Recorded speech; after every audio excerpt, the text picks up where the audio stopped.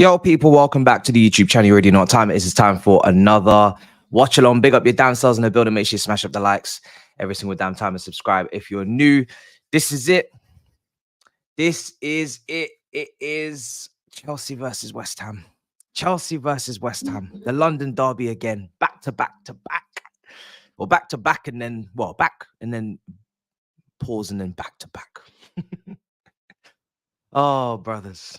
We're almost at the end of the season, man. We're almost there. I am so looking forward to it. But we have the opportunity to do back-to-back wins, back-to-back clean sheets, back-to-back London derby wins. It didn't help. People are saying don't run. I'm going to explain in a minute. It's not gonna, it didn't help that Newcastle smashed up Burnley yesterday. You know, I gave you kind of like what we need coming into this weekend. We know we need Newcastle to lose a game, and we know Man United need to lose a game as well. It doesn't help that Burnley got absolutely battered in that game. Like, it was not even a contest in the end, and a consolation goal. So it is what it is. But we still need to do our job. If we're going to even be in and around the conversation, we need to do our job. We need to beat West Ham today, and then we move to the next. So let's see if we can do that. It's not going to be easy. It's not going to be easy because we know that West Ham are going to stick a low block in front of us. They're going to be very compact. They're going to be very narrow. They defend their penalty box to the best of their ability, and we're going to have to defeat that low block and maneuver that low block. And we don't have our low block specialist, Carney Chukwuemeka.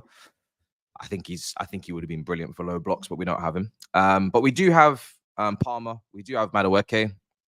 I think the lineup's pretty obvious, people. I think it's going to be exactly the same starting 11 as what you saw against Tottenham. Anybody that you hear is on their way back, any little rumblings and movements about players returning, they will be on the bench. They will be on the bench, in my opinion. Oh, my bad. Let me turn the timer off.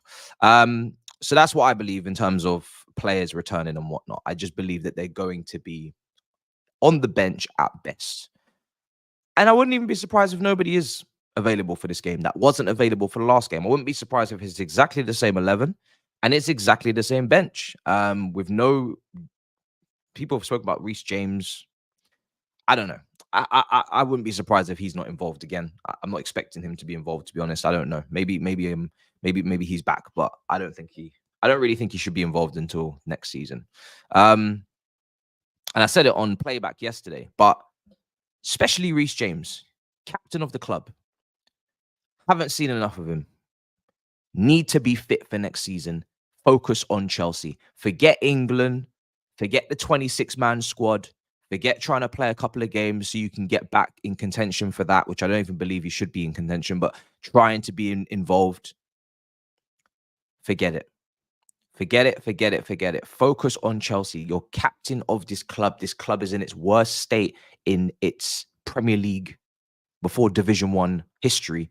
Focus on this, which means focus on your recovery, which means be back for next season, ready to play a significant role. Not a bit part role, a significant role.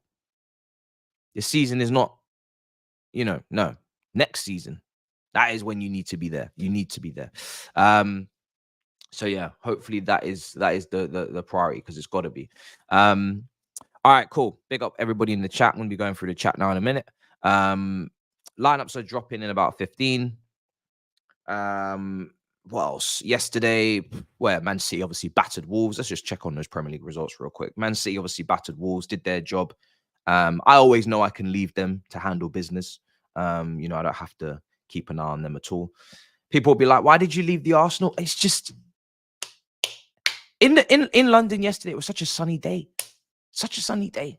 And I said to myself, am I really going to let these lot ruin it with their comfortable 3-0? Am I really going to let them ruin my sunny day? I said, no, I'm going to have to leave it. I can't lie. I didn't sign up for that. I signed up for a cagey affair. I signed up for a contentious, cagey, conflicting affair where maybe they just get over the line. Didn't sign up for a battering. Didn't sign up for a 3-0, dash the key, dash the pad, turn off the Xbox. So said, you know what? So know what? No, I'm gonna let that one slide. I'm gonna let that one slide. Done a lot of watch-alongs this year. Done a lot of hours. I said, you know what? It's a sunny day. I'm gonna go outside, smell fresh air, and I'm gonna you know, I'm gonna let that one go, that game. You know, that one wasn't it. We go again. Oh dear me, man. And then they go and make it 3. They go and make it 3. Bloody hell. Big up, brother. What are you saying? Happy Hudson-Odoi. Oh, yeah. Yeah, Hudson-Odoi is smashing it right now. He's doing very, very well for himself in Nottingham Forest. Very happy for him. Hopes that it continues for next season. It was funny. Do you know what was funny? Everybody was live last night on playback. So I saw Turkish live. I think Grizz was live at the same time as me. Culture Cams was live over there as well, covering some NBA. And Flawless was over there as well. And then obviously Saeed was on YouTube on FIFA. And I was able to watch Turkish play FIFA, and he was getting destroyed, by the way. It's brilliant. Don't play legendary. Drop to world class, brother. I keep saying it. Getting destroyed over there. And then Saeed's playing FIFA, just getting destroyed on YouTube. And because obviously it's 2 different platforms, you can actually watch, and I put it on my Instagram story if you haven't seen it. It's very funny. You can watch Turkish play FIFA and be completely annoyed and cussing, and Saeed playing FIFA annoyed and cussing at the same time, because obviously they're both apps and you can just have them in the background. So you put them both on the same background, one on the top, the other one, and it's brilliant. It's just fantastic. So that's how I was watching. And obviously the voices are both just battling against each other. So you're not hearing anything clearly, but it's absolutely hilarious to just see one panic station to the next. So do try that if they ever play FIFA at the same time again. That is hilarious, I must say. And I think I don't know if they ended up playing each other or what happened, but so funny. So yeah, enjoyed the night. Right, so Legendary is very difficult, man. It's very, very difficult, I must say. Got me sacked.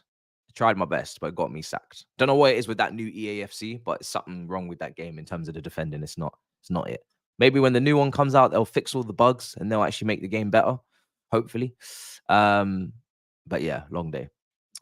Everybody's talking about Osimhen again. Oh, I've been watching Osimhen for 6 months. He's terrible. He offers nothing outside heading. This will be terrible for us. Damn. Listen, you don't need me. You don't need to convince me about not splashing 120 million on Osimhen. I've already kind of said that's not my idea. So yeah. I am, yes. I just found it so entertaining. It was just like 2 brothers going through the same legendary level pain at this. It's just too hilarious, bro. I had to watch. It was so funny. Big up. Insta will help you build muscle. Listen, at the moment, maybe I don't have the time. I can't lie. Don't really like morning sessions either. Might even switch to a 24-hour and do what Fuad does and just go really late. But at the moment, just so focused on the content, creating the content, not really bothered about building up any significant muscle. People are telling me, oh, sometimes it looks like you've gone to the gym. Not gone to the gym once. Not gone to the gym once. Maybe I'll go. Maybe I'll go in the summer when there's less, content, and it's a little bit more chill. But right now we're in the thick of it, we're in the thick of it. And we got some content dropping on the Big Six this week, in real life, and it's very, very good shit. So yeah, right now I'm just focused on entertaining the people. Do you know what I'm saying? And but we'll try. It might be a phase that I go through again, where I go into the gym, I get stronger than Tobes, I beat him up, then I just forget I mission accomplished, and then I just move on. That might be the goal. I've said this to him already. If I go to the gym, I'm just literally going to try and get stronger than him, and then once I get to that point, then I'm gonna just stop going. Are you winning today? It's a tough question. I mean, in theory, yes. In theory, we should be winning today. I would like to say that yes, we're gonna win today. Don't want to jinx it, but I guess I've already done that now. So when you look at the 2 teams, styles make fights. West Ham are a very physical team, low block, transitions and counters. We are very fragile at times. We like to obviously have a bit of a transition ourselves, but we're probably going to dominate the ball today. It is very much their strengths may highlight our weaknesses, And we got to be careful with that because, you know, they've got Suchek, they got Zuma, they got Ogbonna, they've got, who else is there? Kufau, maybe even as well. They've got a few players. Antonio always gives us the runaround at recent times. I remember he bullied, I think, Levi Colwell in the previous game at Olympic Park. So yeah, we need to be aware of those ones. I think the Kuduses, the Bowens, the Paquetas, those are the ones everybody speaks on. And don't get me wrong, there'll be problems. But for Chelsea, it wouldn't surprise me if the biggest problems were the Zumas, the Sucheks, the Antonios, the physical, you know, players that aren't of the highest quality, but in terms of physicality, they're going to absolutely destroy us. And because of the fact that that's the lineup that and Ward-Prowse, of course, with his set piece taking if he starts. He didn't start the last game against Liverpool. We watched that game, we covered that game, and they drew 2-2, and they scored from a set piece. So we know exactly what West Ham are capable of and exactly what they're probably going to do. And I just think those players are problems, because if we're going to go with the same lineup that we went with Tottenham, which I think we are, the guys that are going to have to deal with all of that is Badiashile and Chalobah. Gilchrist is not really that. You know, if you're matching Gilchrist with Suchek or Gilchrist with Zuma or Gilchrist with Ogbonna or Antonio, he's going to lose. Which is why I thought Achampong would be a good player to start at right back, because he looks more physically imposing. He's also better going forward. And I just think he's got a better chance of competing on those man-to-man situations on set pieces. Whether he goes with him, it remains to be seen. I don't think he will, but we'll find out in about 8 minutes. So that's my life story when it comes to this match. That's where my head's at. I'm sure Palmer's going to play in the 10. I'm sure Madueke is going to play on the right. Mudrik's going to play on the left. Jackson up front. Same pivot. I don't think Palmer's been as good in the 10 in terms of, I don't think he's been as influential or as involved. My porridge is gone. Did not put enough milk. Don't you just hate it when that happens?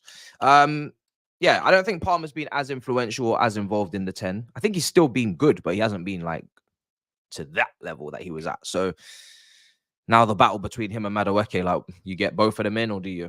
You know, but right now we don't have any other 10s, so I guess it's not even a conversation. I think if Carney was fully fit and available, if maybe Enzo was and Gallagher moved back or whatever, then we'd have Nkuku as well. If there was some options, then there would be a conversation as to whether we should move Palmer back to the right and put Madueke on the bench, despite how he's improved. But that conversation can't take place with all these injuries, so it doesn't really matter. All right, cool. Big up, big up, bro. Much appreciated. Read that one. Matisse, you better not bottle your prediction table. And if you do, we will be there. And Saeed streamed and play different games until 4. What? What? He streamed until 4 in the morning playing different games. What in the world are you saying? Oh my heavens. Wow. He reacted to Kendrick Lamar, not like us. Oh yes, because he dropped that, didn't he? When everybody was out. This is a long stream. This is a long. I'm just going through it quickly. This is such a. Oh my god. He's reacting to everything. Oh my. He's reacting to everything. He's reacting to Brighton and them, man. Fulham and Brighton, Fulham and them, man. He's reacting to everything. Oh my. And then he went back to FIFA. My god. What a stream that is. That's long. But yeah, in terms, Kendrick dropping, Drake just dropping. Personally, I've enjoyed Kendrick's more. That might be the popular opinion. I'm not really asked. I'm not trying to give anything new insight here, but I'm just saying I've enjoyed Kendrick's more. I think Euphoria was an absolute bop. And then Graham, the Graham family, was it? Graham family? That was an absolute piss take. Like, personally, if it's me, I think it ends at Graham. Is it the Grahams? Let me just check.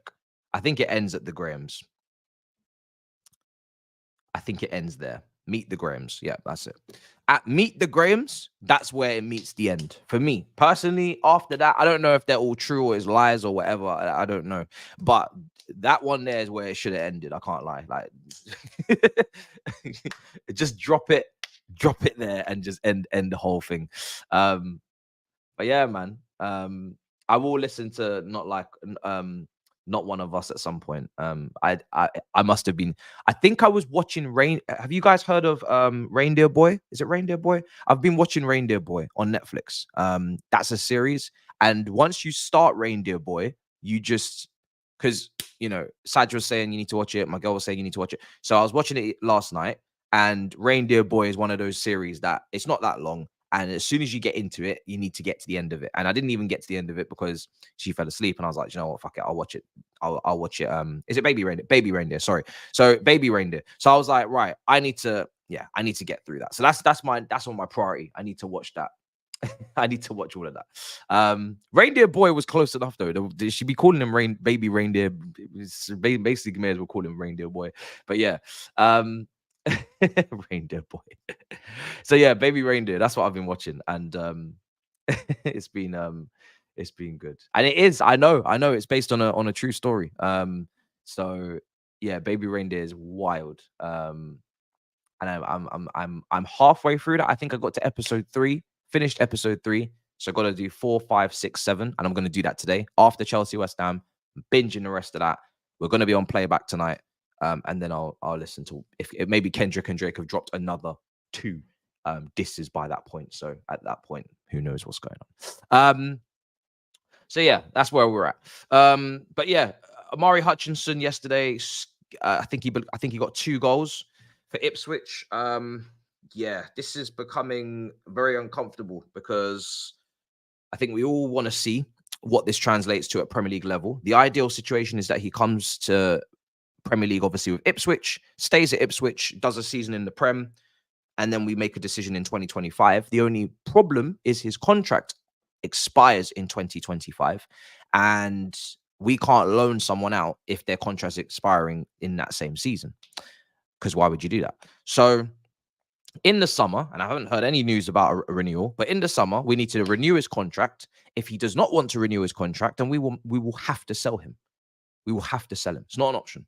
Right? If he doesn't renew his contract in the summer, we have to sell him, and we'll probably command 30 million, I think.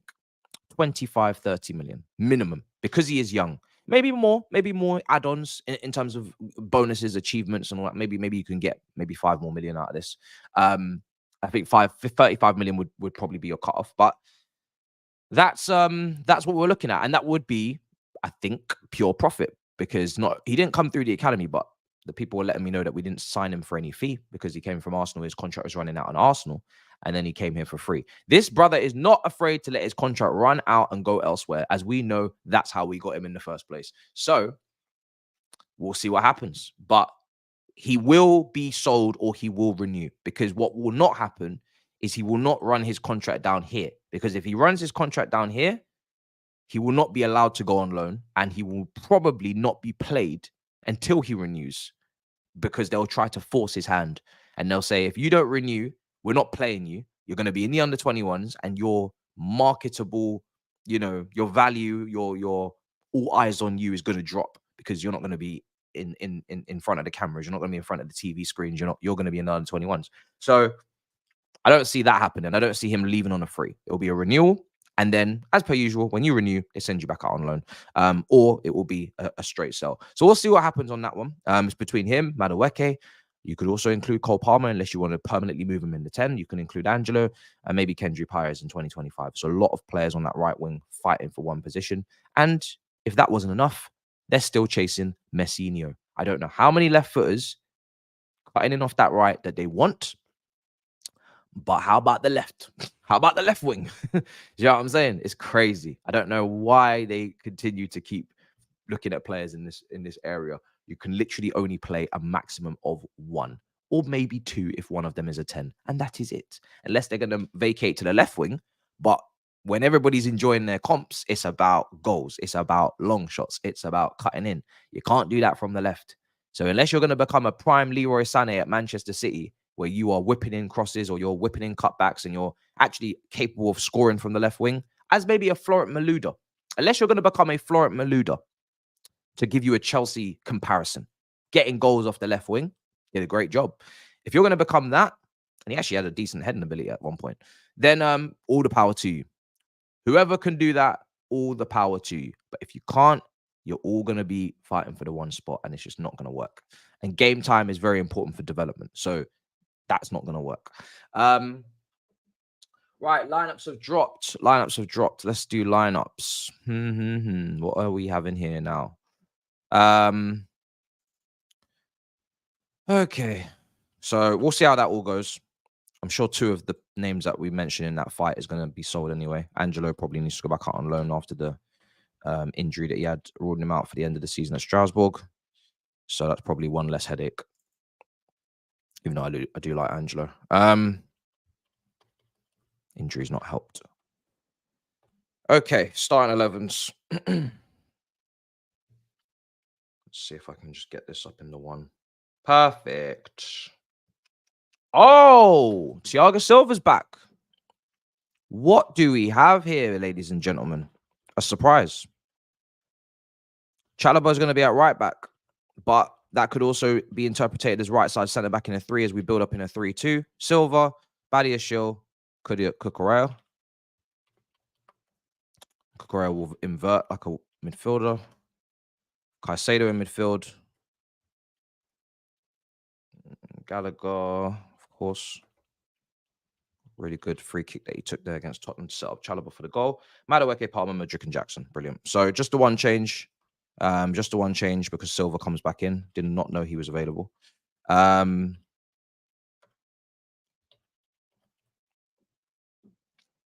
it'll be a back 3 on the ball, back 4 off the ball. For West Ham, we have exactly the same team that played against Liverpool. Exactly the same team. Areola in goal. Kufal, Zuma, Ogbonna, and Emerson, couple former players in that back line.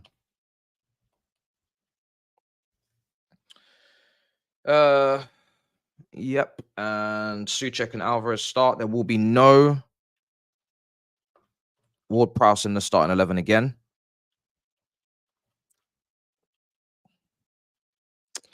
Yep. And then it's Bowen, Paqueta, Kudus. And obviously Antonio's up front. Shit.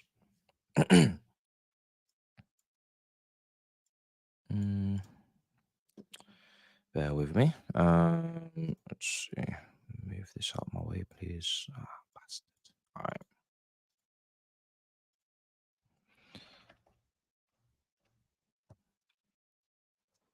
Yeah. So that's the team. Only one surprise, because I did not know Silva was available, but nice surprise. He's coming towards the end of his Chelsea career. He's at Stamford Bridge. The more times we see him, the better towards the end of the season before he goes. And he's already agreed to leave to a Brazilian team, I believe, on a free. So lineup's going to be on your screen now. And then we're going to look at the benches. I'm sure the benches are going to be depleted on our side. Why is that score there? Okay. So let me run a poll while I'm doing benches. I just want to see what you guys... I mean, there's not... Like I said with Chelsea, there's not really much to debate. Before we could kick up quite the fuss if the lineup actually had options and there was loads going on and people were out of position and whatnot. But right now, you can't get out Pochettino for the lineups at all. It'd be crazy to go for Pochettino for the lineups. There's nothing to go at him for. So predictions, polls are in the chat.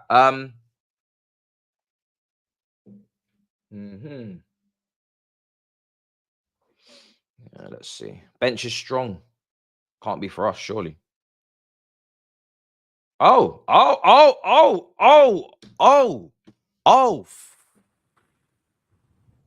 Ooh, wow.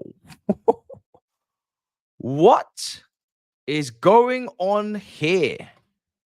It's almost like the return of the Avengers on this bench for Chelsea. Everybody returning together What in the world has happened here? Have they injected them, or has the medical team finally gotten a grip of situations? Okay, let's go through this. Bettinelli is on the bench. No Sanchez. Gilchrist is on the bench. Levi Colwell is on the bench. Gusto is on the bench. Disassi is on the bench. Cassidy's on the bench. What in the world?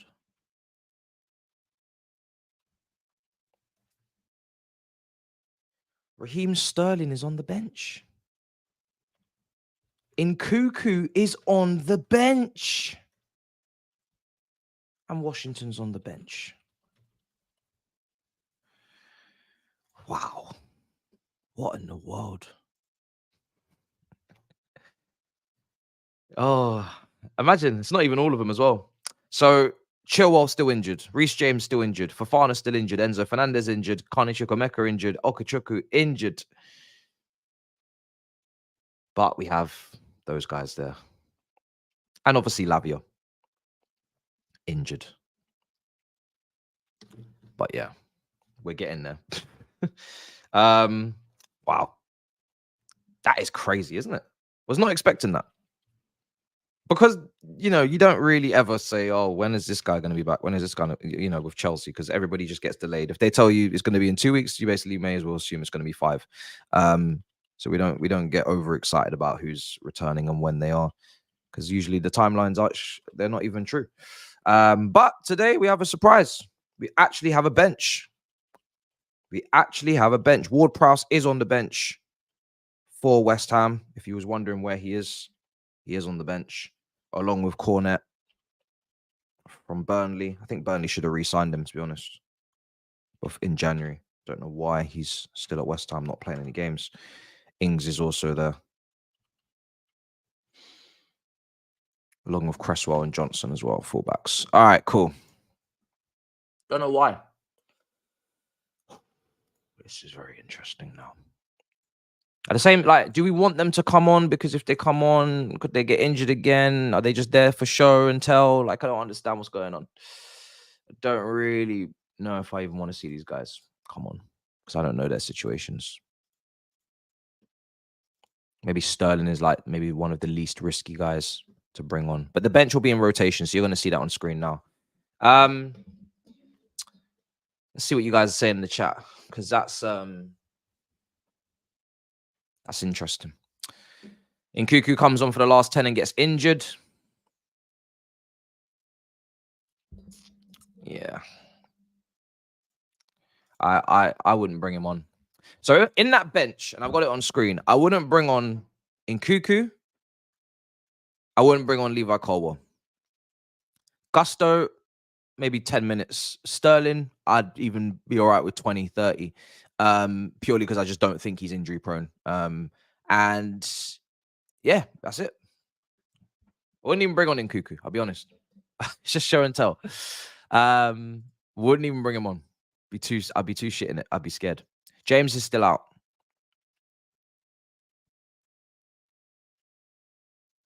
No James. Bench is coming on screen now. There you are, on screen now. If you're looking for the bench, on screen now. Why change the defensive partnership?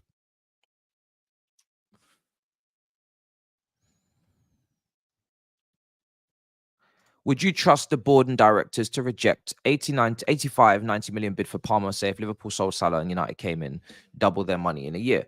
No, I wouldn't trust them, because trust is earned and trust is based upon previous encounters, and there are no previous encounters.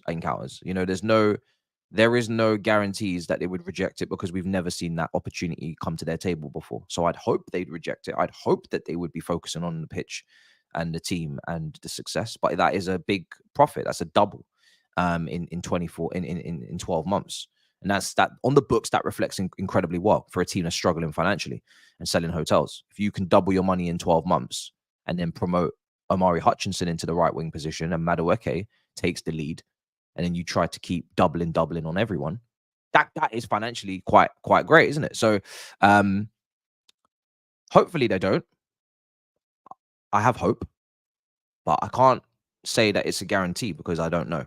You know, I'd just be pissing into the wind. With Roman Abramovich, it's a guarantee because he didn't sell anyone unless they weren't needed. They didn't sell anyone unless the manager didn't use them or didn't want them anymore, like a Juan Mata or whatever. This board are actively looking to sell Gallagher with a manager that is making him captain. So it would just be a hope, you know. And obviously, if they reject, then the trust builds, and then if they reject another one, then the trust goes up, and then suddenly we start to build a clearer picture that they're not going to do that kind of stuff. But we can't say in 2 years with all of this crazy upheaval that these new people are definitely going to do exactly what we want them to do in terms of sales. That would just be hopium. Murray can play left wing.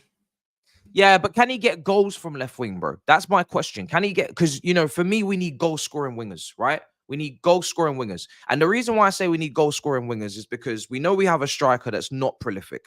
Cool. Even if you bring in the striker, our midfielders are not prolific. And there's nothing we can do about that.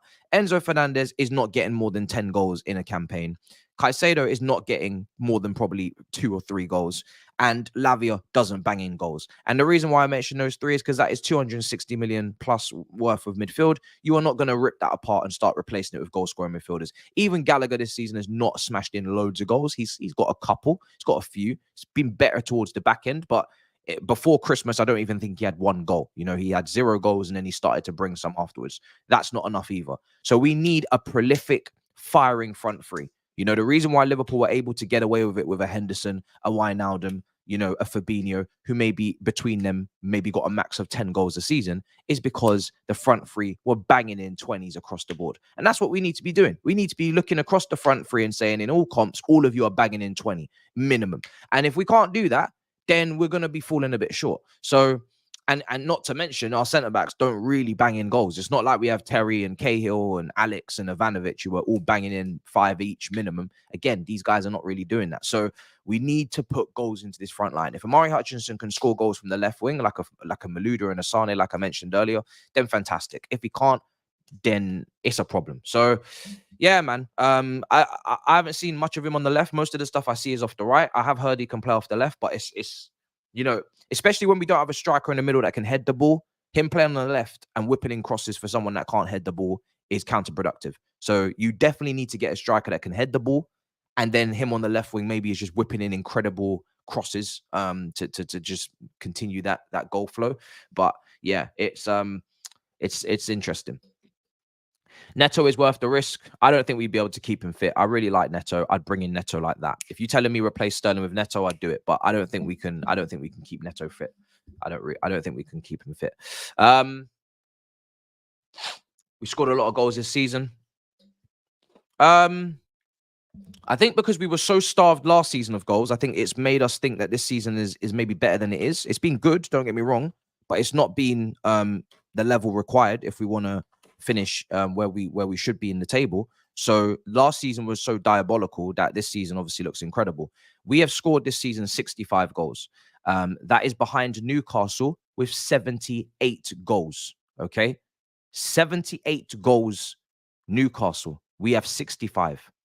We're pretty close to Tottenham, and then everybody else in the top 4 is on 70s. Aston Villa on 73, Liverpool on 77, Manchester City on 86, and Arsenal on 88. We've got a long way to go. Long way to go. We need to be in the 70s at this point if we're going to be in European places, because our defense is a mess as well. So yeah, we need more. It's not enough. It's better. It's not enough. It's not enough. It's not enough. Because I think the only person with 20 is Palmer. So we need to move more on that. We need to move much more on that.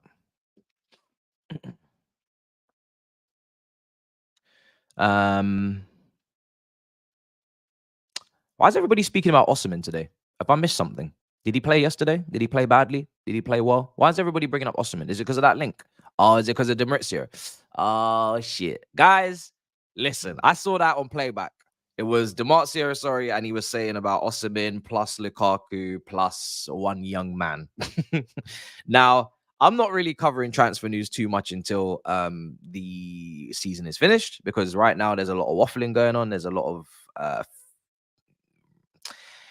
clickbait shit going on. Now, it might be true, it might be not, but it's not really going to actually move anywhere until the season's finished. So there's no real point. It's not going to go anywhere. It's not bids going in. I want bids, breakings. I want breaking newses, bro. That's what I'm here for. I'm here when it gets serious. I'm not here to do all of the waffle before. But if we want to quickly just say a few things on it, Osimhen. Anybody who can take Lukaku out of my club, I am all ears. I am not the biggest fan of the individual in terms of that is the player I'd bring in. I actually prefer Boniface over Osimhen if we were talking about Nigerian strikers. However, anybody who can take Lukaku out of the club, I have to listen, because he has to leave. I don't want to get into a situation where there's even a remote chance of him staying. I don't want to get into a situation where there's even a chance of him doing a 180, doing another apology of a teleprompter, and then spinning the fan base and spinning the block. I need this man out of my club. I need this man out of my club on a permanent basis, not on loan, on a permanent basis. And whoever can make that happen, I will hear the conversation. I will open my ears. Last season, I wasn't listening with Vlahovic. I didn't have faith that we keep him fit as much as maybe he's been fit for Juve. I don't even have faith that he's like creme de la creme. I think people are obviously desperate, so they'll take just below creme de la creme on a massive 8-9 year contract. Thankfully, we can't do that now. And if he didn't work out, we'd be screwed again, because we wouldn't be able to move him on, because he'd be injury prone on an 8-year contract on probably, I don't know what the wages would have been, to be fair. But we now can't offer, well, we can't gain anything from those 8-9 year deals, because we can only amortize up to 5. So that is a little bit more of a comfortable contract to give to a striker wearing the number 9 at this football club where so many flop. Saying that, I'm now open to the conversation. So anybody who can take that brother out of my club, I'm listening. It's not a preference, but I'm listening. I'm definitely listening, because he's got to be removed immediately. No negotiation about it. So we'll see. But one Lukaku and one young man is crazy. 80, 90 million plus Lukaku, who's, as much as I don't like Lukaku is worth, in this day and age, minimum 40 million. He is. He's worth minimum 35, 40 million. So we're saying 80 to 90 million plus 30 to 35 million to 40 million. I think he's worth 40 million. Let me take a look at his goal output this season. He's probably worth 40 million. I don't think you can have a striker with his experience, with his goal rate, and value him any less in an era where we don't have strikers. 11 goals in 29. It's not actually that impressive, is it? I guess on the face of it. 7 in 12 in the Europa League. Let's say 35 to 40. I don't know. What's his contract saying? When's his contract running out? I think his contract doesn't run out until 2026. I'm not going any below 35, as much as I don't like the player. I'm not going any, but yeah, 2026. So he's got 2 years left on his contract. 2 years left on his contract. Pretty consistent in front of goal. You're looking at minimum 35, 40 million, because we don't want him. So 80 to 90 million plus him, plus a young man. I mean, we're talking getting into the 150s in terms of valuation, because this young man is not going to be no scrub unless you want Malang Sarr, and he's not even young. He's 25. So I already said go Diego Go is an option. The guy that was on loan at Lyon and couldn't get into the relegation strugglers. You can have him. We didn't pay a penny. If you want him, that's no problem. Maybe him and Lukaku, but yeah, the valuation of the whole package of the deal is getting towards the 140-50, which is mad. Do I think Osimhen's worth that? Absolutely not. So it's crazy. However, Osimhen as a character, admirable. Osimhen as a character is going to press the living daylights out of any team. He's going to try his best to hold up the ball and make it stick. He's going to bring the aerial ability for the crosses, and he's going to be part of the team. He's going to have a lot of expectations, but we have a Jackson there with him. Maybe it's a front two. I don't know how that even works and looks. Does that help Osimhen? Maybe, I don't know. Listen, like I said, it's not my preference. It's not my striker that I'd go for. However, at least with Osimhen, you're bringing in someone that wants to be at the club, someone that is going to give their all for the club, come with the right mentality, and is going to contribute with goals. I'd hope it'd be 20 at a minimum in the league, because that's the kind of money we're talking about.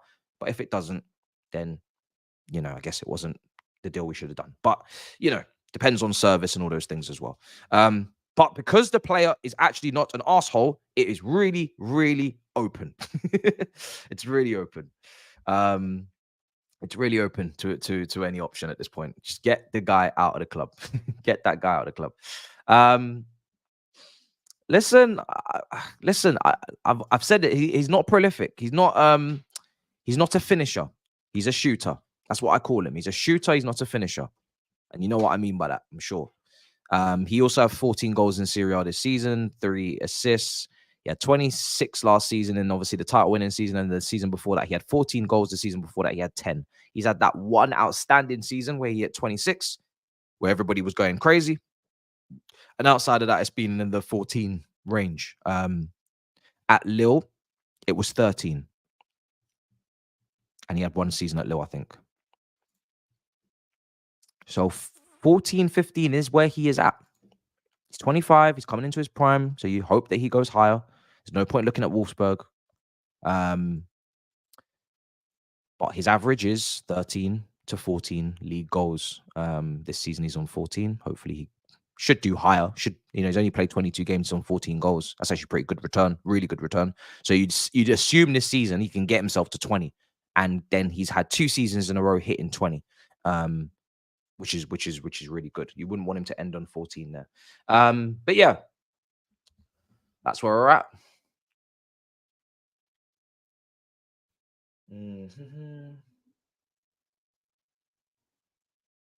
Oh, for sure. His mentality is completely different. And that's why I said it's open. It's open. It's not a preference, but it's open. And if he does come, I'll welcome him with open arms, back him to the hills until unless he becomes a massive flop, and then obviously I've got to give the opinion that he's got to go. But that would be, you spend that amount of money on someone, you'd want to give him a minimum of 2 full seasons before you start talking that talk. So, yeah. It's all about protecting the environment at this point. And for that, you need to get rid of Lukaku. And there you go. Omar, you've had your super chat answered without me even reading it. There you go. You see? Yeah, you asked the question. You know what I'm going to say. You know it rattles me. So you asked the question anyway. And the answer was given. 4-0 West Ham. Love for the love. I'm not going to say that last part. Big up AK. Right. Guirassy worth the risk, much less cost, and still get similar goal rate. So Guirassy has a massive injury issue, massive injury history. I said it was worth the risk in January because it didn't look like there was much out there. The release clause was 17.5 million. And in my opinion, it was better to have Guirassy and Jackson than to just have Jackson. I think that's fair. It's not even costing 20 million. This is an opportunity to qualify for the Europa League. This is an opportunity to have somebody to bring on off the bench if Jackson's not firing. It's an opportunity to move Jackson to the left wing if Mudryk isn't firing and put Guirassy up front. It's a low cost, low risk, high reward signing in January because you are trying to make a European place. That's why in January I suggested it. In the summer, you have a bigger pool of strikers to go for who don't have the same injury issues. And if you are looking into entertaining injury issues, then there's players like Isak who are better footballers that you could even entertain if you're not bothered about the injuries. So don't get me wrong. In January, it was one of those ones that I was definitely pushing because I was like, it's better than nothing. And I do believe it is better than nothing because we've literally had no backup striker. Washington doesn't even count. But in the summer, the pool is wider. There's more options. I'm not saying completely rule him out because I don't know our financial situation. If we don't have much money, then 17.5 million on Guirassy is probably a very good move to make because you don't have much money. And obviously I said as Tosin at Fulham is also another one that fits that bill because he's free. So you could spend very little money in this market. You could maybe spend 50 million if you're Chelsea, if you don't have much money. You could probably spend a net zero if you was to sell all the Cobham guys and you used to spend the money you bring in and you was to bring in Guirassys and Tosins and players like that. You wouldn't spend upwards of more than 100 and there would be a net zero or maybe even a profit. If that's what we need to do, then players like this need to be considered. If we financially cannot make big moves, or they change their mind on a Gallagher and they say, actually, we're not going to sell him. We are going to give him a new contract. We're not going to sell Chalobah. We are going to keep him. And Broja doesn't get much more than 15. and then obviously the Maatsen and Hall money, and Lukaku, Ziyech, and Kappa is all basically just trying to spin the wheel. If we don't bring in much and we could therefore can't spend much, then Guirassys and Tosens and these players need to be on the list. If we have money, then obviously you can go into, you know, you can go to maybe more extravagant restaurants and spend money. So it's all about that. But, you know, it is what it is. We'll see. Iceman is just waffling because a couple of weeks ago he said we should have got Guirassy, and now he's saying I won't support them if we get him. So you can just ignore everything he says.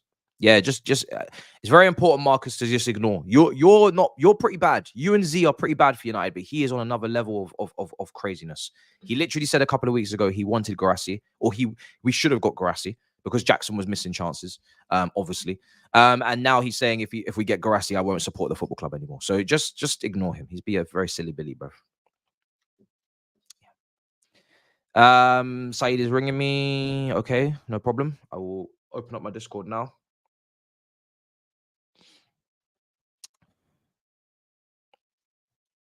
Don't even mention Isak. Too late. But he wouldn't come. I agree. Okay, if that's what you mean. Yeah, he wouldn't. Well, I'm not saying he wouldn't join a club of our size because we're a big club, but I'm just saying in our position, I agree. It's very, very unlikely that we could take him out of Newcastle. I agree. Someone said Richarlison. It's disgusting. All right, cool.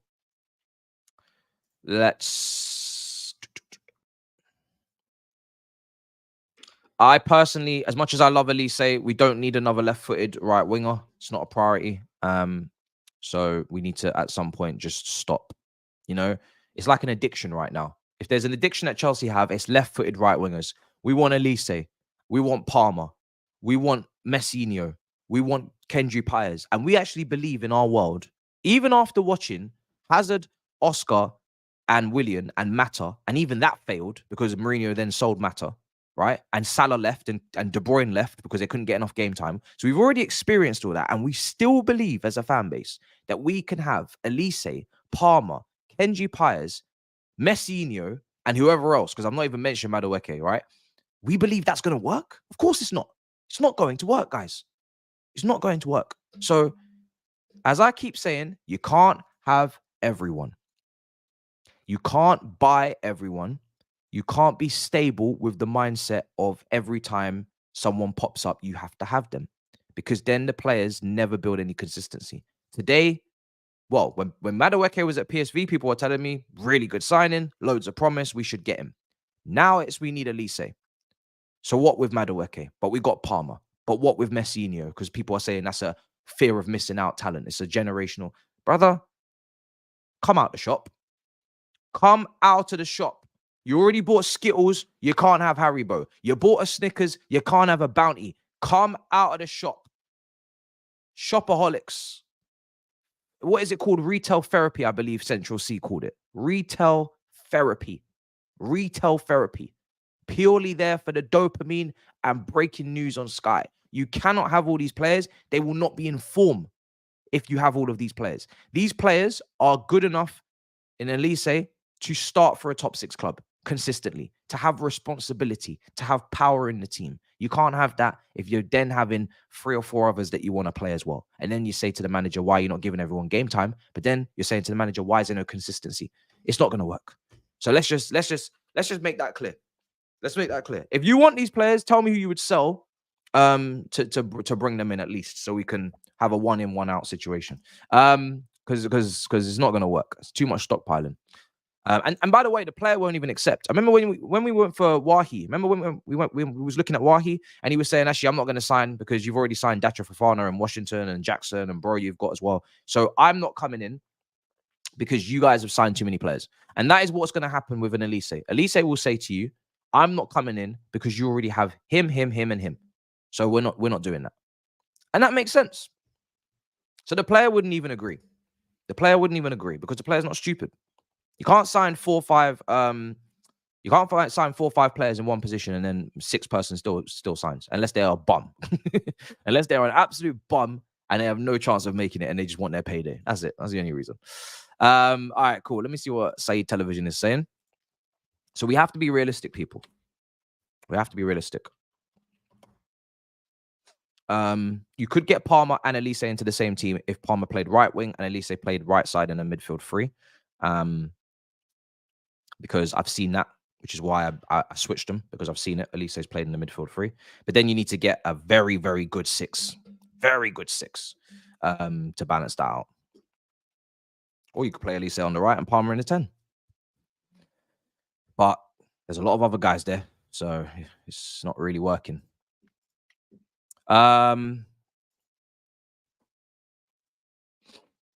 Meanwhile, the left-hand side is, it's not very inspiring. So it would be very right-heavy, this team. Reece James has come back and Gusto. Can you imagine? The right-hand side would be incredible. The left-hand side would be peak. so peak. Right. Let me make a phone call. See what this brother's saying before kickoff. Is this on? Oh, jeez! I just realized they're not showing our game in UK.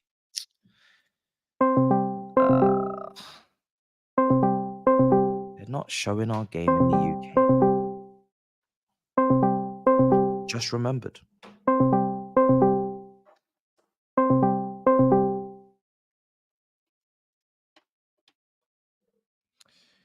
They're not showing our game in the UK. Which means I'm gonna have to go far away for this now. What time is it? Oh, I've still got time. Oh, why are we're getting rubbed out, guys? Well, who they showing? Brighton versus who at 2 o'clock?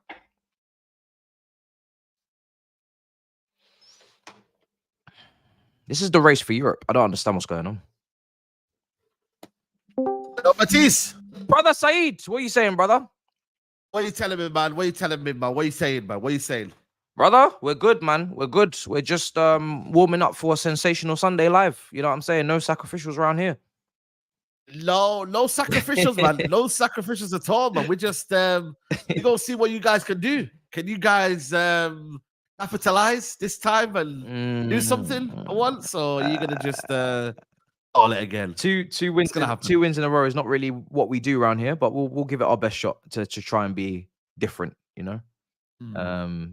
We're not even in the UK. I've just realized we're not even on TV in the UK. Yeah, I'm rubbed out. No way. No, because Brighton's live. Who are Brighton playing? Because you're covering all the games. Who's Brighton playing? Yeah, Brighton playing Aston Villa. Aston Villa. Okay, fair. You know what it is? Because you lot have been on TV quite a while now. You've been on TV back to back now. You know what I mean? Have we really? Yeah. You've been Arsenal. The thingy game, the last game where you lost to as well. No, drew to Villa. You were on TV then, weren't you? Oh yeah, we were 8 o'clock. Yeah, 8 o'clock kickoff. So that's why I'm guessing you were big up from Malta. No, listen, I think for me that's why you're not on there. And also, I think if Aston Villa win today, I think they might seal top 4. I don't know. They would for sure. Yeah. Yeah, they will seal top 4. So maybe kind of give them their kind of praise and whatnot, and give them their kind of due praise. I heard. Yeah, man. Did you see my story? You did, isn't it? Yeah, I was watching you. Yeah, bro. Oh, it's too funny. But I swear, what you were playing? Yeah. You were playing until like someone saying 4 a.m. or something. I think I locked off at around 3:45 a.m. Wow. So I did about 3.25, basically. Wow. 3.75. Wow. Yeah, bro. I started off playing FIFA. Then I ended up doing reactions. So I ended up watching like CBS's best moments. Yes, I saw. Kendrick dropped. Yes. And Kendrick dropped. I was like, yo, do I do this? Do I get copyrighted? But then I found a loophole. They said pause every 30 seconds. Oh. And I was like, yeah, but come on, man. We still can get copyrighted. And then this morning I woke up and I'm still on green.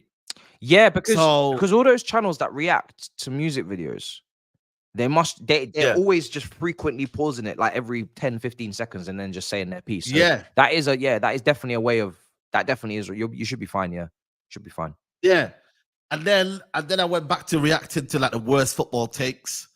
And then we played football bingo. Have you heard of football bingo? No, I've not. And then you played more FIFA. And then I played one more FIFA. I played one guy. You must be, bro. I'm finished. I'm finished. Oh, bro. But the chat saying Oh, just to guide me up, man. bro. You've got a whole. Bro. You're doing like a 7-8 hour watch along today, I swear.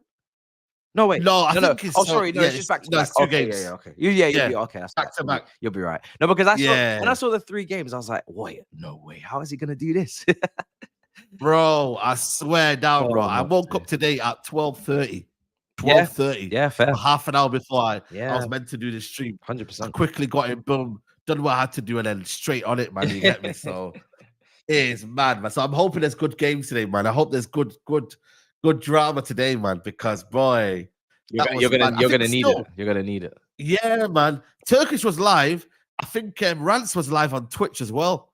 And then everyone Really? was like, yeah, everyone was up anyway because of Kendrick. I think there was UFC on. I think there was boxing on. Cams was doing NBA as well last night. Flawless was live doing NBA. Yeah, bare people were live, bro. yeah. It was a madness. I wasn't meant to do it. Yeah, but I thought to myself, you know what, man? I feel a little bit like, you know what? Let's just like chill. I don't want to really call it a stream as such. I thought FIFA and chill, and then boom, we reacted to bare stuff, and then boom, it was no longer a chill. Like, it was no longer chill. It was a vibe. It was a madness. You know the ones. Oh dear, It was crazy, man. that's mad. That is absolutely mad. What are you saying today? Are you confident today, or are you? What's this? Do you know West what? Ham are not that great, you know. They're not that great. West Yeah, Ham. I'm just watching. They're just showing Bowen's goals and his finishes, and they're very, very good. Very good finishes, I must say. But we have a renewed, rejuvenated bench today. There is Disasi, there is Nkuku, there is Gusto, there is Sterling. So there is some players that we know now. I seen it, man. It's looking a bit stacked, man. Yeah. Even Levi Cole. How long has he actually been out for? Like, really, really? Quite a while, actually. Yeah, quite a while. It's been a while since I've seen Levi. Yeah. Months. Levi Cole. Months, bro. I mean, so that's a big option as well. Obviously, you don't want to play him left back and that, but you know what I mean? It's an option at least. You know, Gusto is back as well. Yep. And Nkuku is a big one for me, man. I can't lie. This is the kind of player that I think the Premier League just needs to see because he's a talented player. Yeah, but he's very injury prone right now, bro. When you not signed him, he was like 24, and now he's what, 26 now, and you've barely seen him play. Literally, I'm just aging. That's aging, you know. And it's like, you don't even seen him play, bro. What's going on? Bro's having multiple birthdays. Man. We haven't seen one balloon. Remember his celebration is meant to be blowing the balloon. We haven't seen it once. Yeah, man. You know what I'm trying to say? But he was crazy. He did get injured at Leipzig before the World Cup. Yes. That was a sad one for him because he was in good form apparently then. Yeah. But I'm just covering the one game today. I'm not gonna cover the Tottenham-Liverpool game. Yeah, okay. Do you know what that game? That game doesn't have the same spice to it because both of them. No, it's not. It's not, bro. They both just bowed out early. Yeah, bro. Both bowed out early. Yeah. I think this could be very tricky for Angelo. I'm not saying he's gonna get sacked here, but if he gets a hammering today, he'll be Tottenham fans. He'll be fine, bro. He'll be fine. He's definitely gonna get next season. No, 100%. I think he is 100%. Definitely. It's like he can't afford another battering, man. He can't. He needs to get some sort of, I would say, message across. He needs a reaction today. I think he needs a reaction. Oh yeah, for sure. Back-to-back London derby defeats. He definitely needs to get a reaction out of those players. But Liverpool are not so good themselves. Liverpool need to give a reaction as well. They've not won in the last 3. Did they not lose to Palace? Lose to Everton? Was this all in a row? And then drew with West Ham. No win in the last 3. It might be 4. If I go back to they beat Atalanta 1-0. But yeah, they were knocked out, so that was still a bad result. Yeah, but talking about Premier League. Yeah, jeez, man. Yeah, it's not good. So Liverpool need to respond. Yeah, both of them. So you might Liverpool. Listen, you should get a good game, bro. Neither of them defend. So yeah, both high lines. Yeah, you get a good game, 100%. Yeah, jeez, man. We will beat Fulham. Matisse says Ali A. We beat Fulham. Yeah. They beat Fulham, didn't they? Oh, sorry. Was that in amongst it? That was in amongst it. Sorry. Yeah, the 3-1 win against Fulham. Yeah. Was that after Palace? Was it? Yeah, after Palace. No, yeah, that was after Palace. You had 3 away games. It was so it was Palace at home, then Fulham win, then Everton, then West Ham. Yeah. So one win in the last 4. That's embarrassing though. That Villa are confirming top 4 with 3 games to go. That's that's a shame on everyone else. How bad have we been, man? I know For it's them bad. to confirm top 4 with 3 games to go. And by the way, there's only 1 position up for grabs. Normally, if it was 2, I would have been like, you know what, it could go to the wire or whatnot, bro. 1 position, and yet Aston Villa have confirmed it with 3 games to spare. That is an embarrassing. English teams have been a mess this year, bro. Champions League, embarrassing. Europa League, embarrassing. Oh, man. Now Aston Villa are probably going to go out to Olympiacos, embarrassing. Everybody's they are. Everybody's defenses outside the top 3, embarrassing. Do you know what I mean? It's just Newcastle 4 points behind Spurs. Oh, Newcastle are 4 points behind Spurs. It's only 3 games go though.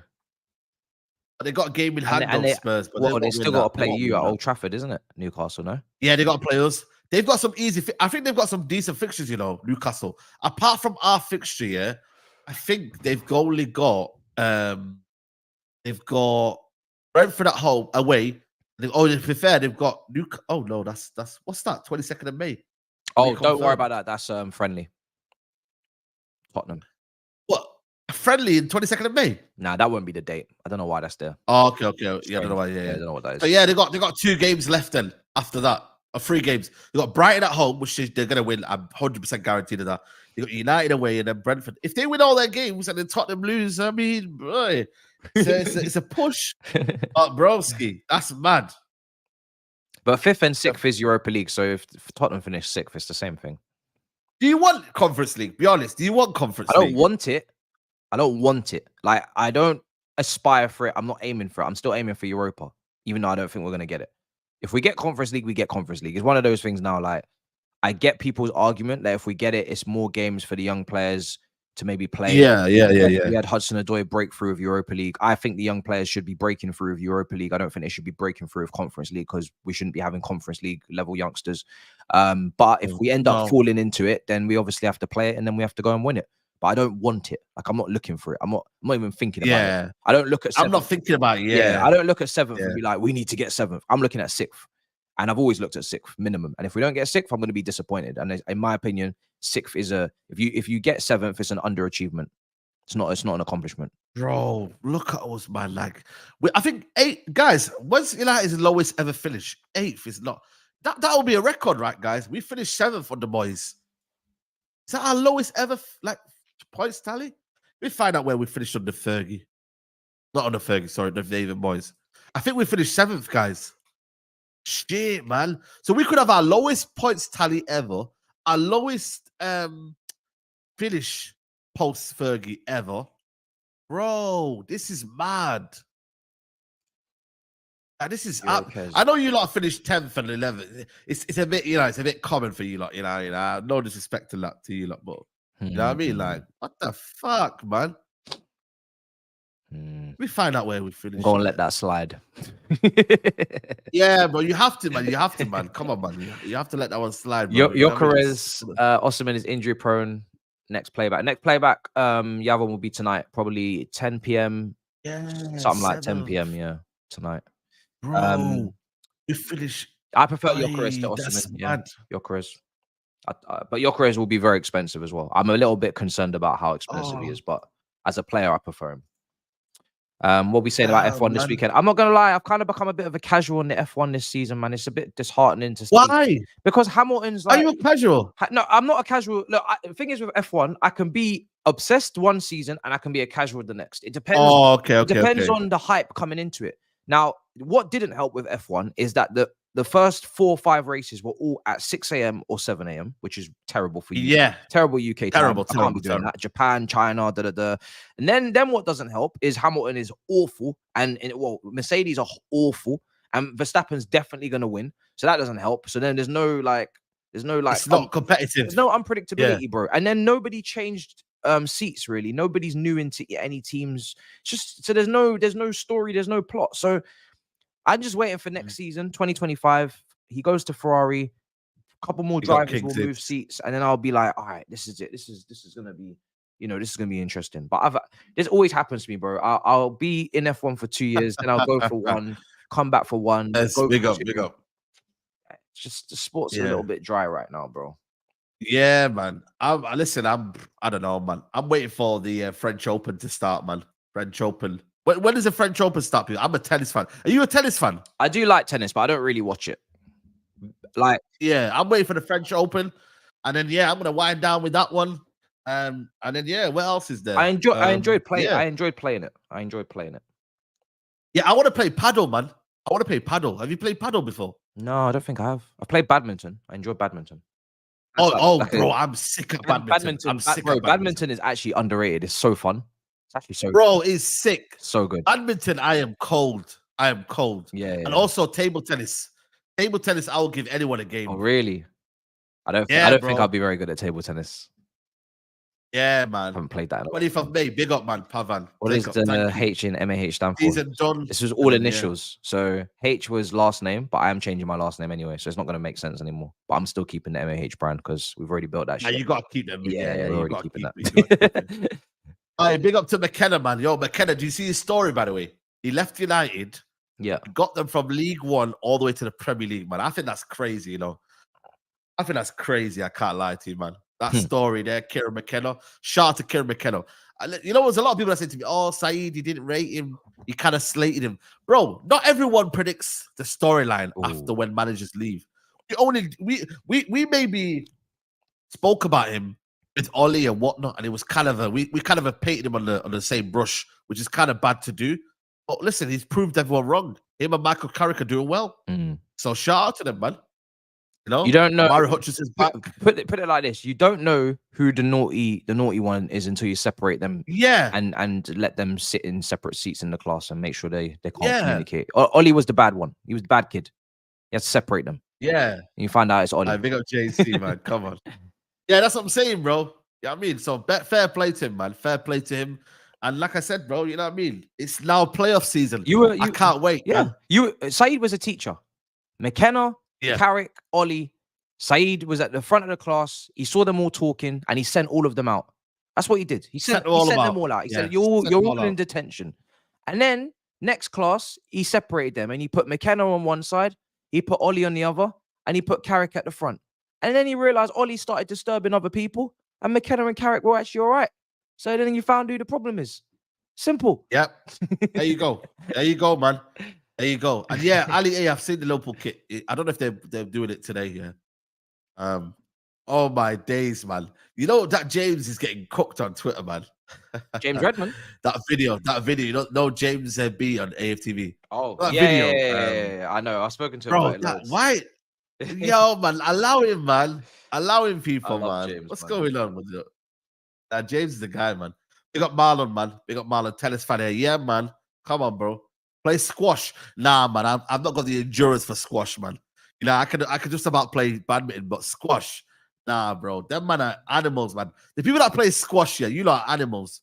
How long you can do that, and keep concentrating, bro? It's crazy. Have you played squash before? No, I've actually not played squash before. I've actually never played it. Nah, I never played. Yeah, man. Squash is I don't see the idea of just hitting it across the wall and then just kind of like, someone missing it or someone just getting it tired. Like, I don't see the point in the game. It's not based on skill. Is it based on skill? It's not. It's just based on endurance. That's all it is. Playback only Chelsea or other teams also? Mainly Chelsea, bro, because to be honest, like obviously most of my following is Chelsea, so it just makes more sense. Obviously Turkish is there on his playback talking Arsenal. Grizz is there talking Liverpool. So it doesn't really make sense for me to be covering loads of other teams on playback when, what is it? I've got like 1,000 members and there's not as big a audience, you know what's mad though? On playback here, you were literally watching the games, like the highlights and that. Yeah, you can do whatever you want. Yeah, it's like Twitch. You can do whatever you want. Yeah, it's calm, bro. You want to play music, brother? We want to play music. We play music. We want to watch videos. We watch videos. Yes, chill. That's a real chill. Chill, man. A real chill right there. Yeah, chill. Just jeez, chill. Man. Yeah, just pure chill. Tuchel or Nagelsmann, Tuchel, bro. But if he's the one that's available mostly. But yeah, man. But it's crazy, man. I can't believe it. I can't believe it. Pure chill. You lads need to hate along on Turkish ear. Bro, no, Turkish were getting smacked up, man. You know what's mad, yeah? He used to come on our streams, yeah, Matisse, yeah, and act like you lot are you're Facts, losing, you know what I mean? He used to banter us. Facts. He used to banter us. And now he's realized it ain't easy. Yep. And one thing about it, yeah, I've only done world class for a few games. I went back to legendary and I stuck with legendary, and I got sacked in the end after 2 seasons. But listen, he can't go away from the grind. He's got to go back to legendary. Bro, I He told can't him play world class. I told him he can't play legendary. He needs to be on world class, bro. I've said it like in every single time he's been on that thing. I've said it in the chat, like you need to drop the difficulty because you're gonna get fired. Has he been winning with world class? Has he won with world class? I'm not sure. I'm not sure because I went to bed after I think he might have dropped it. But yeah, man. Man said professional, you know. That's crazy. You lot are saying professional, you know. That's mad. That's mad. I don't think I've ever gone down to professional. No. We're not doing that. From that moment, we're coming off the game. Yeah, we're not doing that. Yeah. We're not doing that. We're not doing that. We have to have some respect for ourselves around here. We can't be doing that. No. I ain't played professional since I was like 11. We ain't doing that. Mad in Cuckoo actually on the bench. Can you imagine? All right. Mad. Let me check the poll for predictions, people. What are you saying? Yeah, predictions. Yeah, he won 1-0. Okay, say no more. 65% Chelsea, 15%. I think draw. Chelsea will win this, man. 3-1 Chelsea, man. I'm gonna shut the poll in 5 minutes, people. You think we're gonna win easy, yeah? Yeah, 3-1. West Ham. You know what it is? West Ham, when they crumble, they crumble. I jelly. It could be like the Everton game where you not score 1, 2, 3, boom, like, and then it, you know, yeah, man. Oh, he restarted as well. Nah, that's a big L. Yeah, he restarted. Yeah, for sure. Oh no. To be fair, I've done that once. To be fair, you man need to hold the smoke, get fired, and go to whatever clubs come in and do the journey, bruv.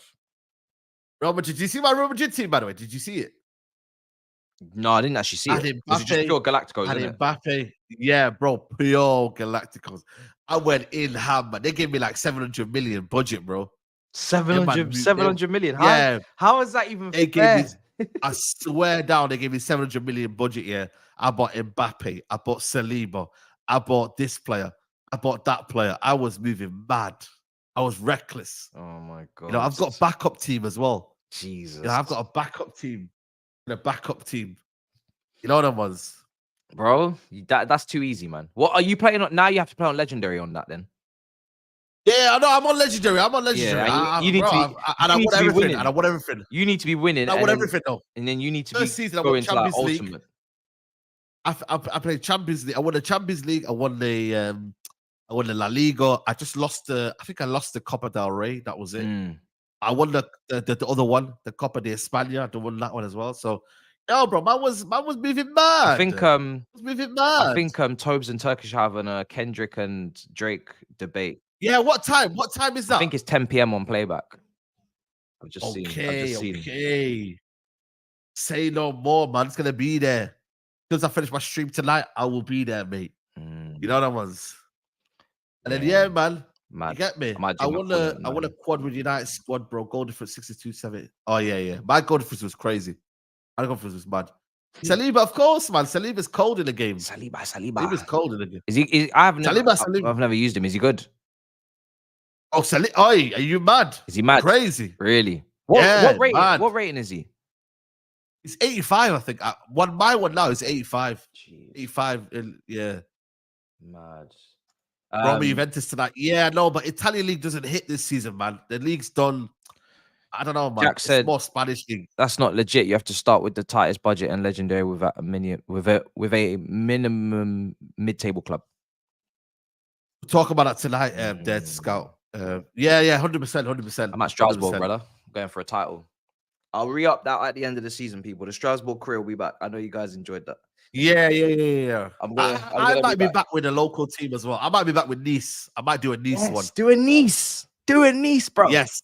Do a Nice. Yeah, I'm telling you. Do you know what? Yeah, I'm telling you, you will enjoy managing a Nice, bringing in young players, trying to develop them, and the game is so difficult, but you don't have to win every game because you're not at Man United. So if you do finish 7th and you lost 10 games, it's actually all right. It's a good season.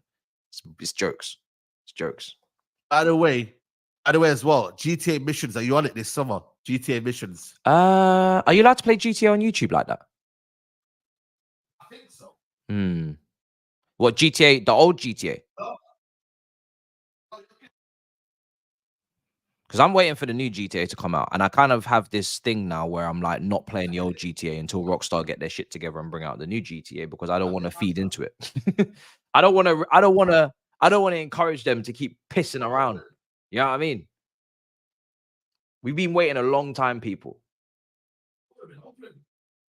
Been waiting a long time for GTA. I'm getting to the point now where I'm like, I'm not playing the old one. Huh?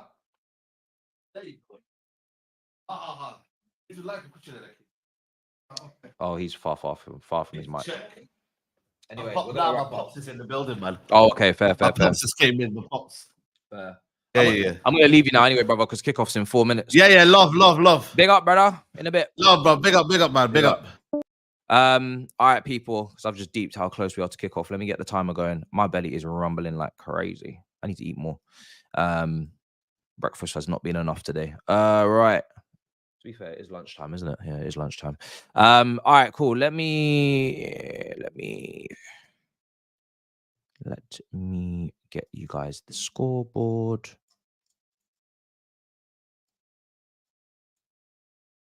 Perfect. Cool.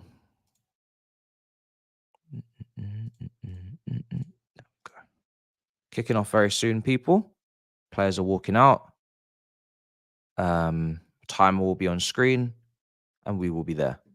Smash up the likes if you haven't already as well. Much appreciated. Road to 90K is continuing. I think we're actually near 85, which is crazy. It's been mad. Yeah, guys, we are not. Wow, we're not far from 85K, and it looks like and glad you guys enjoyed the mid-6 meeting yesterday with Lawless. He did say, didn't he? Yeah, he said. People were saying in the comments, I didn't even clock, but he said that Chelsea finished behind West Ham last season. I was like, wait, what? They were in a relegation battle last season. Like, they were having an awful league campaign. It was literally saved by the fact that they won the Conference League. So I don't know how he got away with that.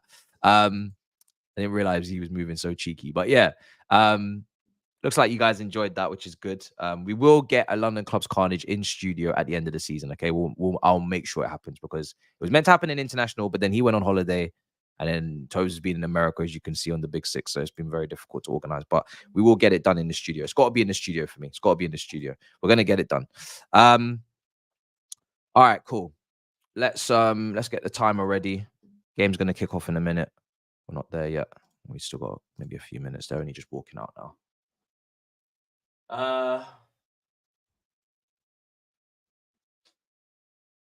You can't access the link for playback. The link for playback is always in the description. Always. So it's next to my Twitter, next to my Instagram, next to I don't know what else is down there at this point, but it's next to all those links. It should be 100% down there. Now, if it doesn't work for you, that's a different conversation. I'll have to find out why. Let me know if you're in which country and it's not working or whatever. I think it's worldwide. I assumed it was. So if it's not, do let me know and I'll get it sorted. But it's definitely down there. Should be down there. Is it down there? No, it's not. Of course it's not. Not on this one, but it's usually on most descriptions. Let me change the description because it needs to be updated on all of them. Hold on a second, people. I'm using an old description, that's why. Oh, well, let me find my other template. What's going on here, bro? But yeah, on the videos, the description is definitely there. It's just the lives. I need to sort this out. Let's see. Is it on this one? No. Okay, cool. It's the lives that are messing up. It's the lives. It's the lives. It's on the description for videos. Bear with me. Yeah, there it is. I'm gonna update this now, so you have it.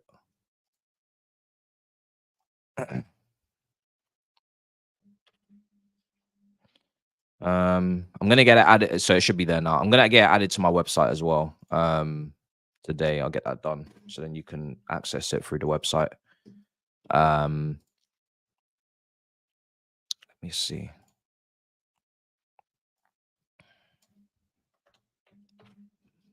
If you go on playback anyway and you type in MAH, it's gonna come up. It's definitely gonna come up. So you can definitely find it that way. And like I said, there's a lot of us over there now. Turkish is over there, Big Six obviously over there doing 2 shows a week, 4 shows actually with the FIFA. Culture Cams is over there doing NBA. So if you watch NBA, Culture Cams is covering NBA. Flawless is covering NBA if you watch NBA. Grizz is over there at the moment doing a lot of Liverpool stuff. Who else is over there? Faisal from SDS is over there. I just saw that the other day. Who else is over there? I think that might be it. That I know. SDS obviously are over there, as you know. So yeah, quite a few people over there. Alex Goldberg's over there, Chelsea, byline. Kick off. It's not quite kicked off for me. However, is Liaz over there as well? I haven't found Liaz yet. But yeah, hasn't kicked off for me. And because it's not live in the UK, I'm not really gonna be too pushy on that. But oh, it has kicked off. Okay, cool. I've got a different one up. All right, so let me get the timer going. It has kicked off. Yes, fantastic. I should be kind of with you guys now on the timings. Let me get this done. So yeah, loads of people over there. It's fun. It's very interactive, and for me, I'm just doing pure call-ins, and people are just jumping on stage. I will try to cover some other clubs at times, but mostly it is Chelsea because Turkish obviously doing Arsenal. There's no point doubling up there. Same with Grizz, with Liverpool. So everybody's kind of got their own. Where is the damn timer? I'm gonna have to redo this. Oh yes, I am. I'm gonna have to redo it.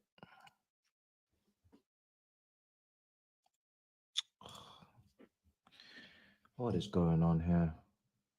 Bear with me. Time is coming up, people. It's going to be the 2-minute mark. I put it on. Yeah. 2 minutes. Going to go from there.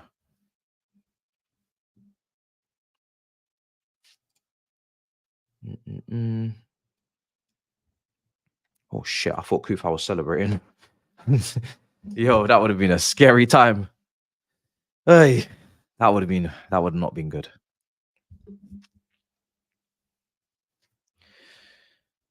Right. Let's get this timer on right about now. There we go. That's in sync. Timer's on screen.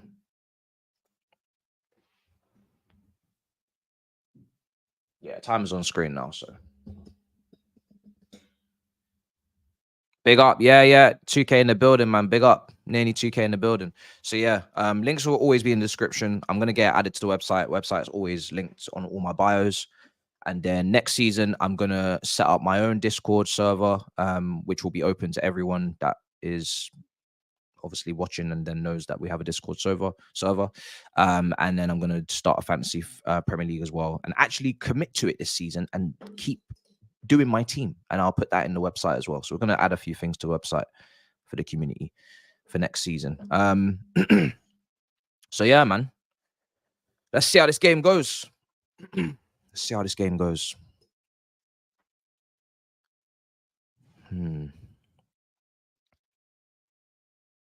Kudus.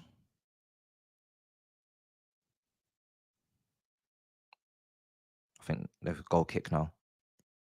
Yeah, goal kick.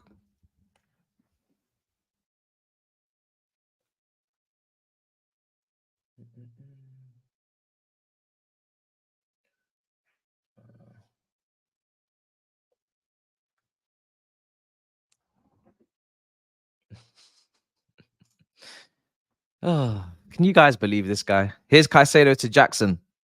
I'm just going to leave this on screen. For anyone who's been here since the beginning, you'll know why I'm just leaving that up. Just another classic Iceman comment.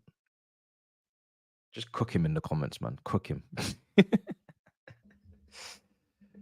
Oh, dear me.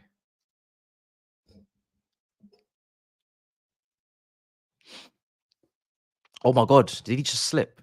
Jackson just slipped. Here's Gallagher.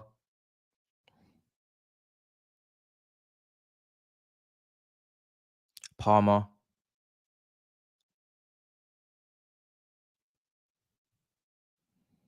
Silva.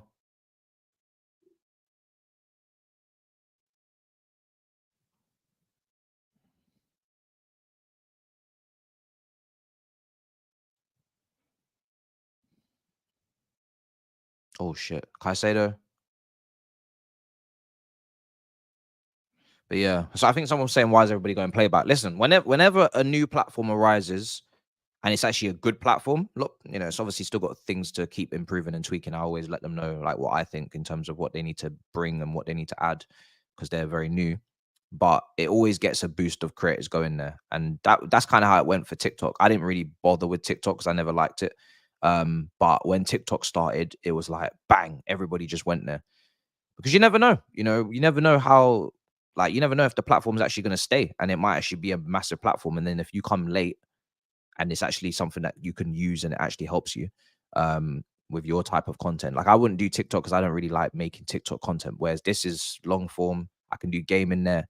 I can play any music. I can play any videos, as we saw with the call-in show. It's a lot more chill. There's no copyright. So if you don't jump on early, if the shit actually does well and it stays, you come late, then you've just missed out on a lot of time to sort yourself out over there. So you have to keep up with these social media trends if you're going to be a content creator. Otherwise, you're going to get left behind, man.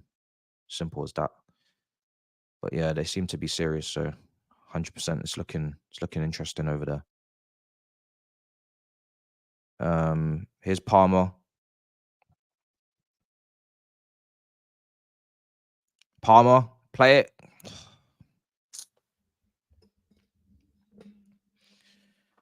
Oh my god. Cucurella. Oh, it's a free kick.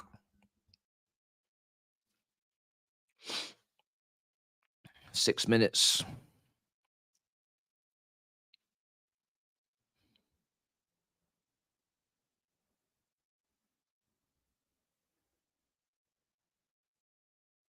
So West Ham back in possession with the goalkeeper playing out from the back. Oh, it's a sleepy start indeed. Yeah. Need to be on point, need to be awake, need to be alert.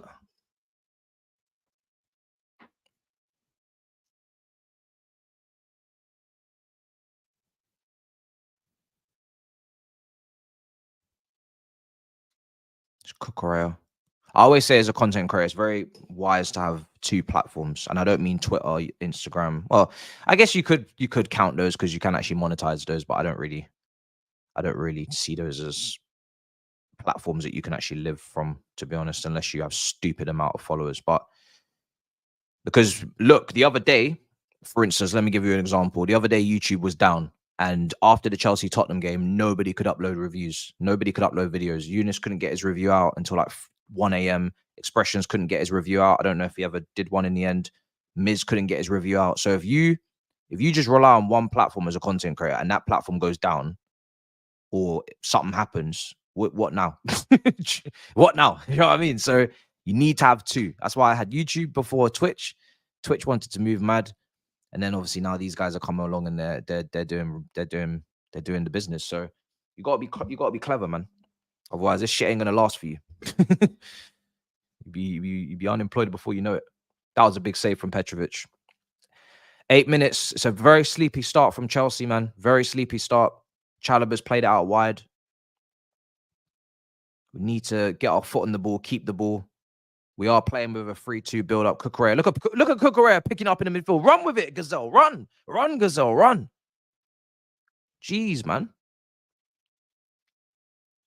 Cucurella. Oh, Madueke. Madueke is getting doubled up on. That's how good he is at dribbling now. People are doubling up on him. So if he's going to try and go past two players, then that's the next level. But Cucurella just in the midfield, just chilling with Caicedo right now. He loves it. Absolutely loves it. Absolutely loves it. It's crazy. Reverse psychology from Madueke.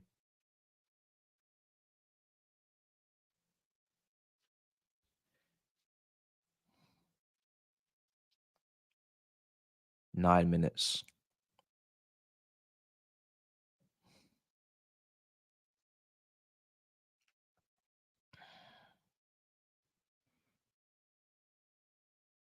Free kick for Chelsea. Another thing with YouTube as well, finally, is if you do get copyright strikes, if you get too many, they ban you for you can't make content for a month. So I did think about that the other day, and I thought, just in case that ever happens to me, should probably have somewhere else to talk to you guys. That's not Twitter and Instagram. No, it's not on Sky, it's not on TNT. So we flew to South Africa for the game. We got a free kick. Gallagher's played it. Oh, okay. Oh, unlucky.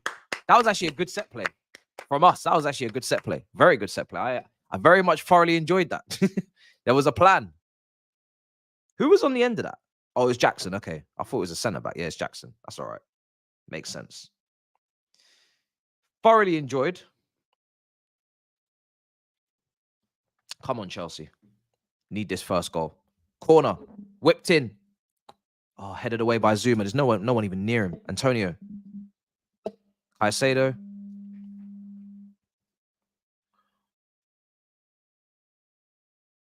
I can't do TikTok live streams, man. I just can't. Oh, guys, that was close. Is that Thiago Silva on the cutback? Yeah, it was. Badiashile, Caicedo. Let's loop that. Well done. Well done. Well done. Well done. Well done. Well done. Well done.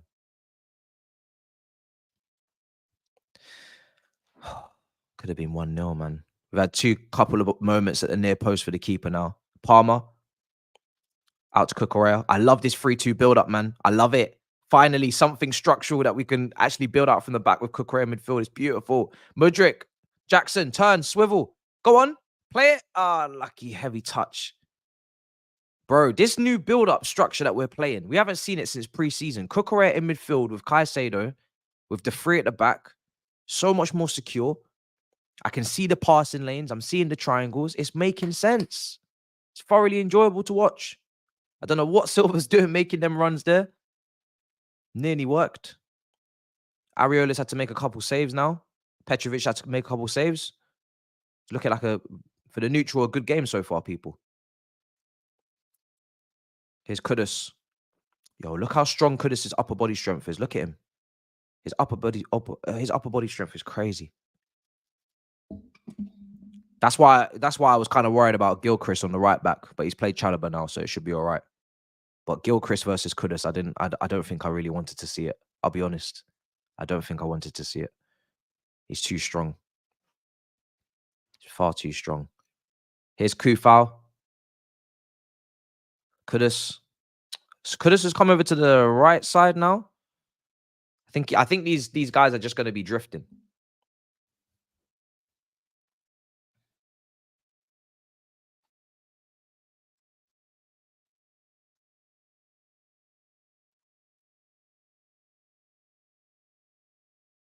You can tell who's a baller with how many holes are in their socks.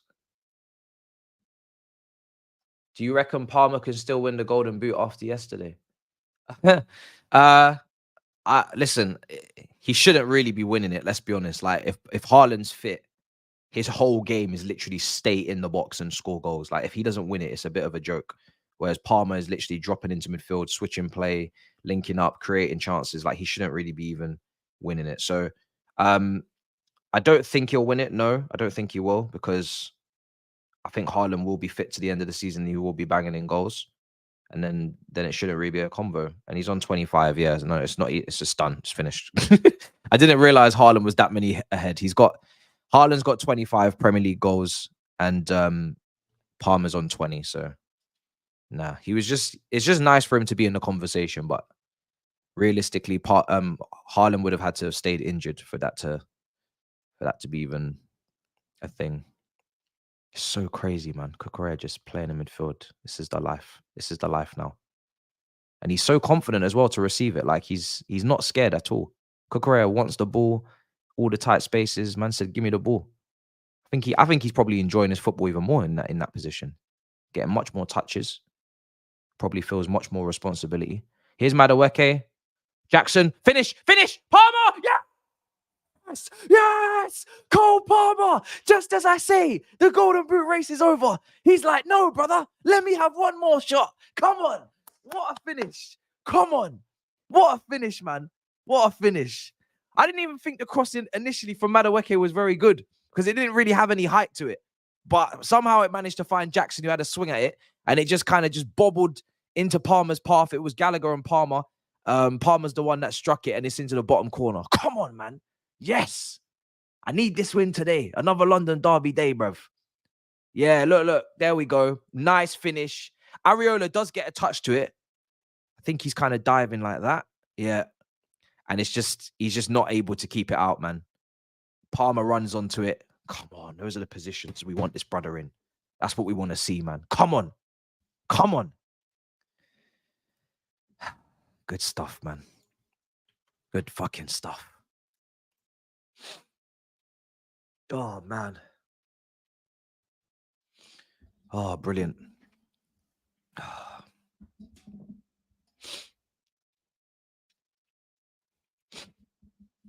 Here's Antonio. Crossing. Badia Shield clears.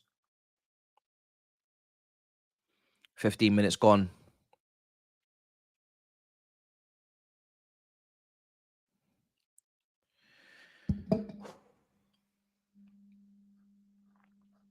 Man United fans are saying, oh no, we're 8th.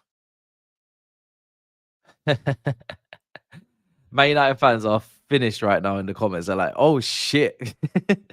Kudus in the cross. Oh, we need to be careful, man. This is what I'm talking about.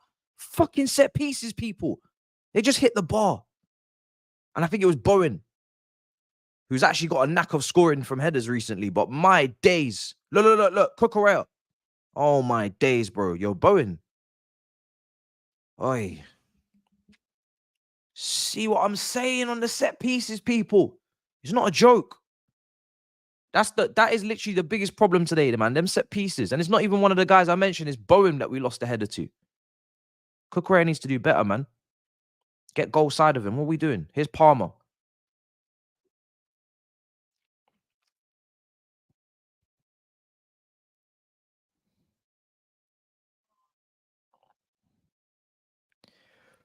It's Badia Show.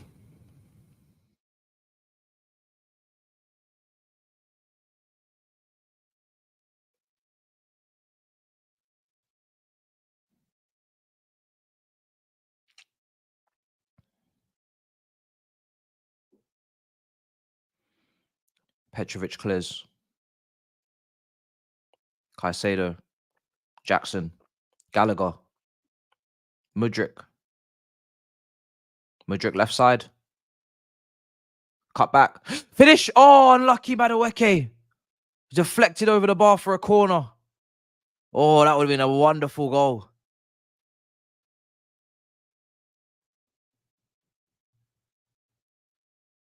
Oh, it's unlucky.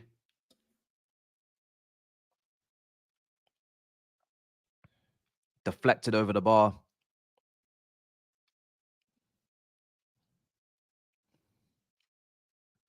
Mudryk with the corner. Headed down. Caught by Areola.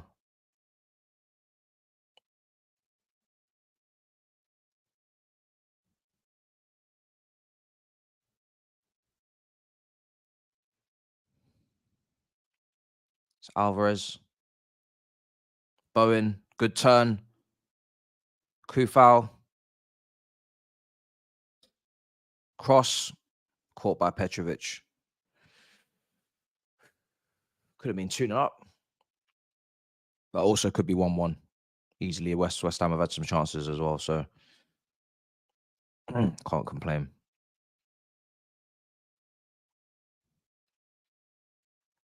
Silva. Badia Shill. Gallagher.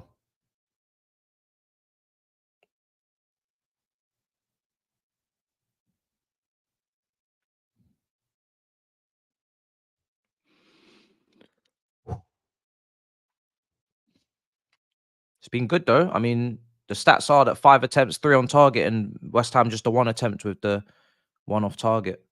None on target, sorry. Obviously, the crossbar is not counting on target. Kudus giving the ball away in the build-up. Oh, shit. We're snapping at Hills. Snapping at Hills in midfield. Cucurella and Caicedo are like 2 dogs in there just snapping at Hills right now. Two Rottweilers, bro. Literally, like two off the ball, like two Rottweilers in midfield, just literally just biting anything that moves. That's literally what it is in midfield. Because they're not the most physically imposing, so they're just like that, which is better than nothing. Do you know what I'm saying? I wonder who's going to take this free kick. Emerson Palmieri's over it.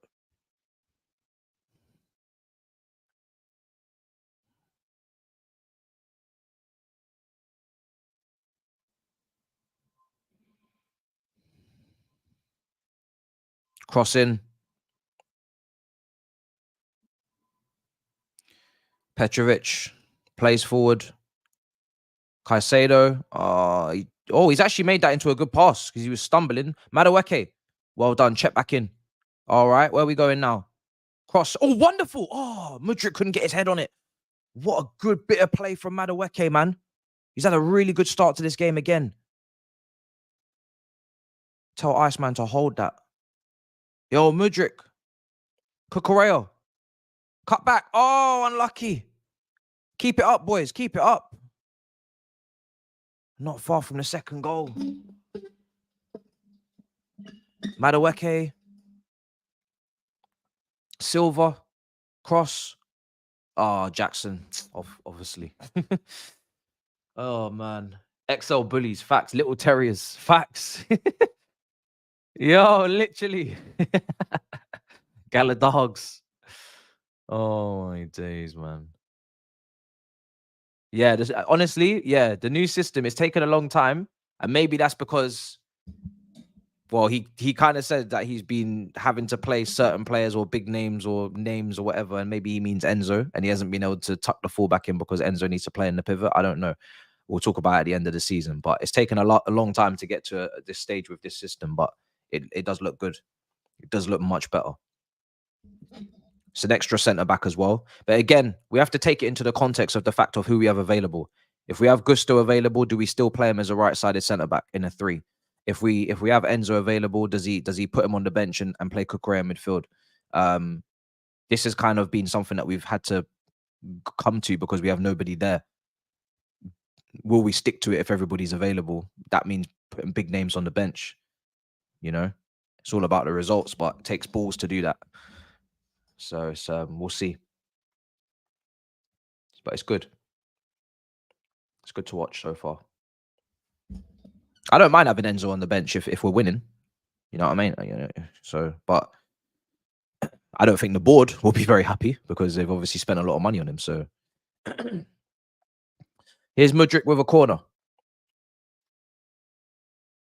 As long as we're winning games, anybody can be on the bench. Mudryk with the ball in, headed away. Cucurella. Mudryk. Go on. Okay, nice. Palmer. Oh, lovely. Oh, okay, boys. Okay, boys. These guys got a little bit of a pep to their step today, eh? They got a little bit of confidence, a little bit of a. They're playing really well, really well. It's actually very enjoyable.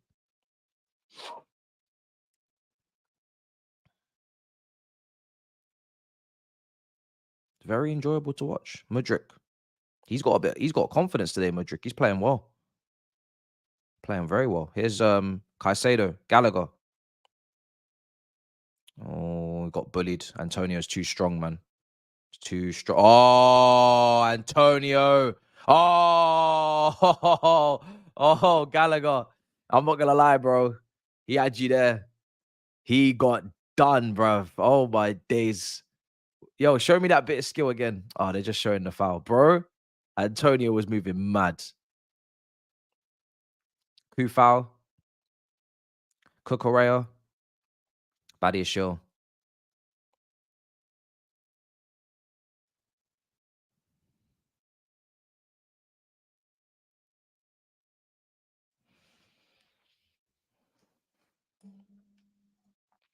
Imagine hitting the ball with the post counted as a goal. Well, that would be ridiculous. That would be ridiculous. That wouldn't even be the sport that we know and love.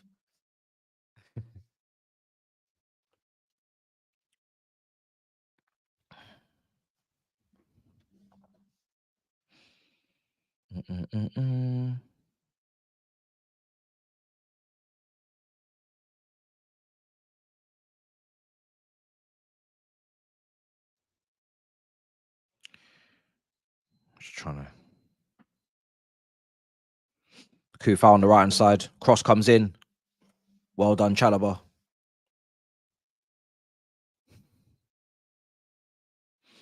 Because if you had Gusto in the team and you were to try and play this way, you'd either have to play him right side centre back, which for me doesn't really get the best out of him. So that's where Reece James comes in. I think Reece James as a right side centre back in a 3-2 build up is brilliant. You don't have him up as a shuttle bus. You don't have him as a flying fullback, and you're doubling up over there with Palmer and Madueke anyway, and you're still inverting Cucurella and doing what we're doing. So that's where I think Reece James suits this more than Gusto. But if you are to flip it, Reece James could also invert into midfield. Oh, Jackson saves by Areola. Reece James could be the Cucurella from the right inverting, and then you would have maybe Cucurella as a left-sided centre-back in a 3 in the build-up, because we know against Dortmund last season and a few times he's played in a 3. So when Reece James comes back, there's a lot more flexibility with this 3-2. More flexibility than Gusto, but yeah, it's interesting. Palmer squaring up Emerson. Now Madueke.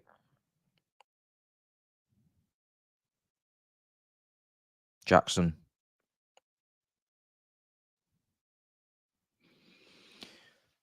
For instance, you couldn't play Chilwell as part of a back 3, in my opinion. Wouldn't really work. Wouldn't look good. So yeah, it's an interesting one. Palmer, Chalobah, Caicedo.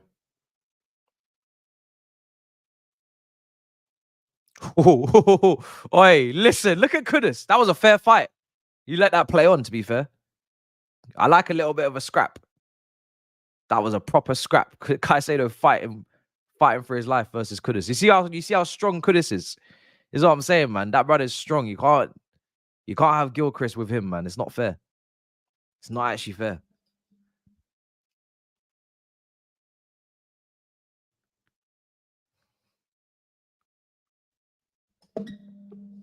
A lot of people are saying Enzo's done.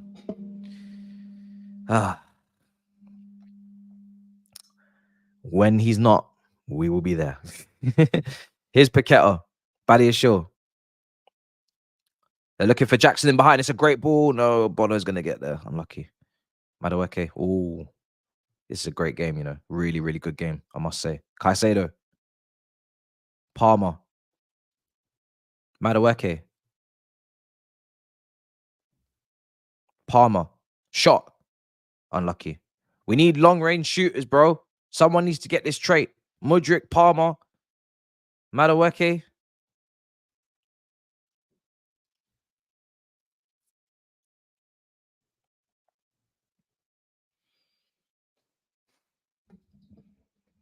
Yeah, we need a second, of course.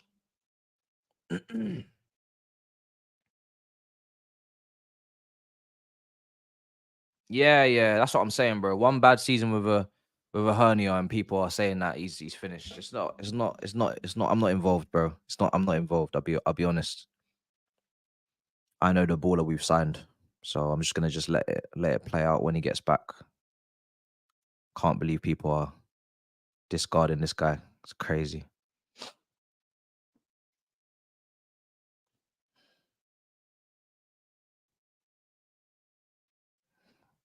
Have you ever played with a hernia before? You're just saying it's an excuse. Have you ever played with a hernia before?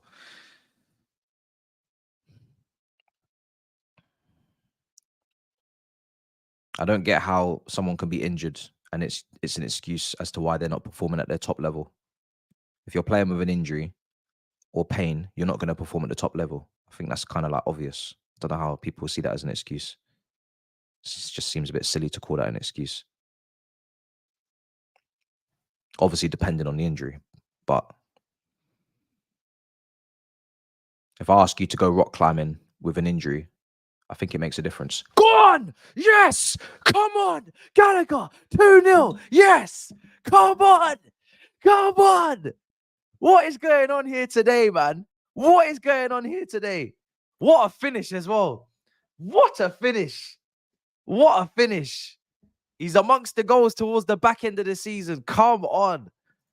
Come on.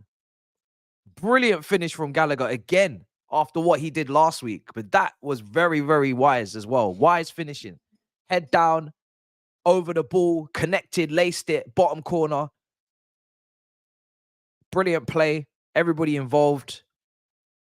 So much fluidity. Palmer, line breaker into Madueke. And again, just like the first goal, it kind of just falls to our player in the end. But this line breaker from Palmer, straight through the heart of the defense into Madueke. And then we get a bit fortunate again, but the finish is brilliant. We earned the luck because of the bravery to actually just go through the center. This is why you got to break lines. You got to break lines. You can't be out here playing in this U shape that we've seen a few times in recent years where we play around defenses and we try to just basically go from wide area to wide area and just avoid all of the central zones. If you play these brave passes and they're at speed, any ricochet, things can fall for you. You don't get these 2 goals by being safe. Brilliant finish, man. I'm buzzing. What a first half. What a first half an hour. It's not been like West Ham have not done anything. Like they've had little moments here and there, but we've just been brilliant, man, in front of goal. Brilliant on the ball. So good. So good. So good to watch.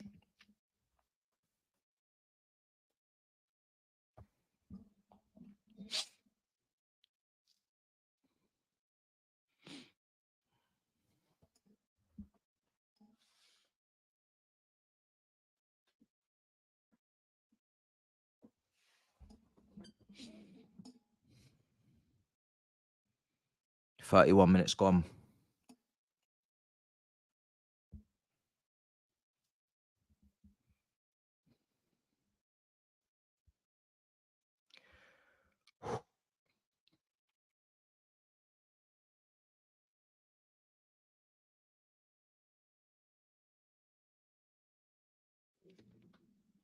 It's Gallagher.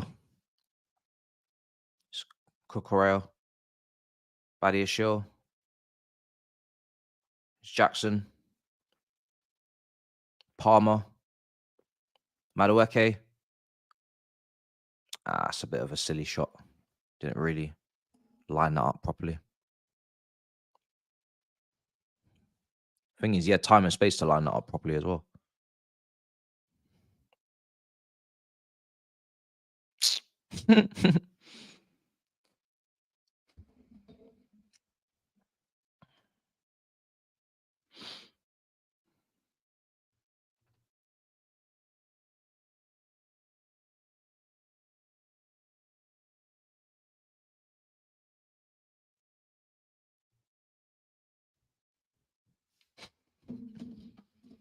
I've responded. Out for a corner.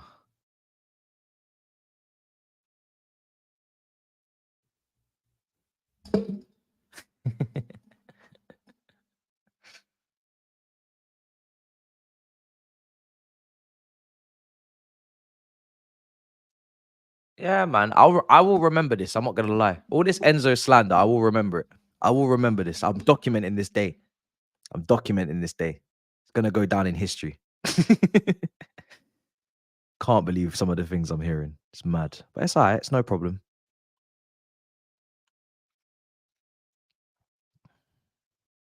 I look forward to watching him at the Copa America. When he's fully fit.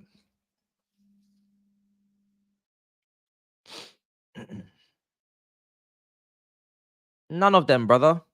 None of them. This is why I never really got involved in the whole Saka limping thing either. Like, if someone's injured, in my opinion, they shouldn't be playing. I've always said long-term health over short-term gains. No injections, none of that nonsense. Especially with teams of this budget, you should have enough players that you trust that you don't have to play players for injury. So if you are playing for injury, that needs to be taken into account. And if it's not, then I just believe that's just silly analysis. I don't really understand how people analyze someone that's 100% fit the same as somebody that's carrying an injury, playing through pain. I think it's a bit silly. Here's Mudryk, Cucurella. But let me enjoy this performance. Let's not talk about Enzo anyway. Gallagher, play it wide. Yes, Madueke, go on. Look, Gallagher's there again. Okay, no, okay. What are we doing? Where are we going? Yo, this guy is so good on the dribble. Ooh, unlucky. He's so good on the dribble, man. So look at even Poch is applauding. Hey, listen, he's so good on the dribble. He's so good on the dribble, man. He's so unpredictable. You just don't know when he's gonna unleash or when he's gonna. Yeah, man. Is that deflected as well? Just wide of the post. Just wide of the post. So good to watch, man. I must say today, so good to watch first 35. Mudryk on the corner. Mudryk on the corner. Ball comes into the box. Header.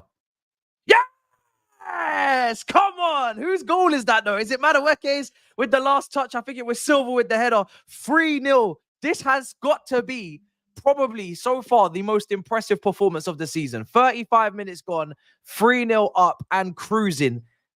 If it continues to go down this way, it will be the best performance of the season so far, hands down, because this has been just a joy, an absolute joy. I feel like I'm watching the old Chelsea again. Madueke, go on, bro. You deserve that. You deserve that. You deserve that. Yes. Go on, bro. That's what I want to see, man. That's what we want to see. Well done. Yeah, he's headed it in. He's headed it in. Silva's headed it back into the danger area. It's actually not going into the goal. He's had to steer that in. Go on, brother. Mudryk has had good deliveries as well today from the corners. So shout him out as well. Great start from him. Great delivery from Mudryk. Brilliant delivery. Come on. Come on. Very, very good to see, man. Very good to see. Brilliant celebrations as well. I'm fucking loving this today. Jeez, I'm on cloud 9, bro. I'm on cloud 9 today. Yo, this is a joy. It's been a damn pleasure.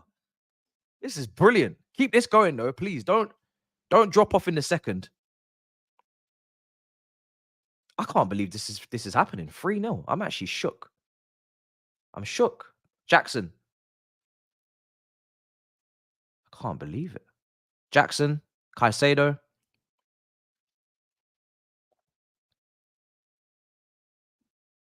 Cucurella. Gallagher. Adiashil. Silva.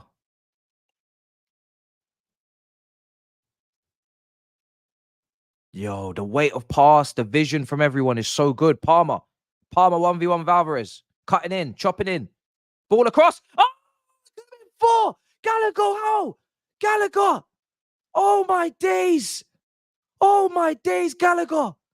Oh, my days, how?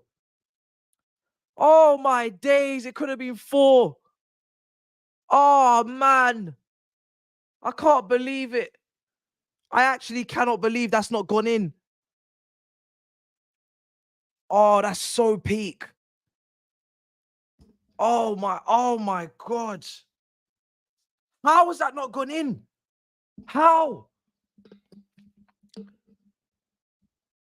Oh my days. They're not even showing a replay. I need to see that again. Oh, go on. Go on, Palmer. Play it. Look, Gallagher's there. Yes, Gallagher, please. Make up for the finish. Go on. Finish. Get. Oh, why? Oh, my days. I want the 4th, man. Come on. Yo, this is brilliant, man. This is so good. Oh, this is brilliant.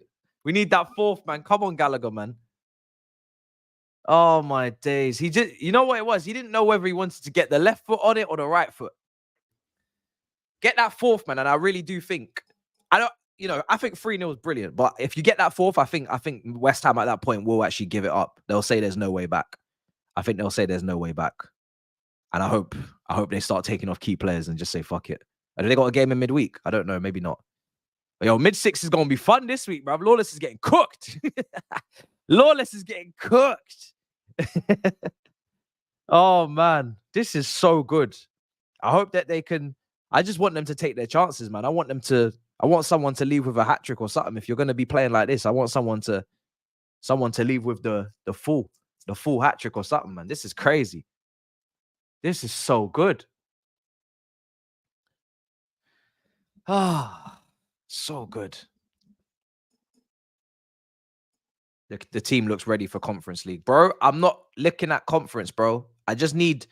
We just need one loss from Newcastle against Man United at Old Trafford and Man United to lose against Palace.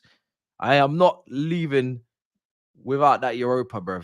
I need that Europa. If that's what it needs to be. That's what it needs to be.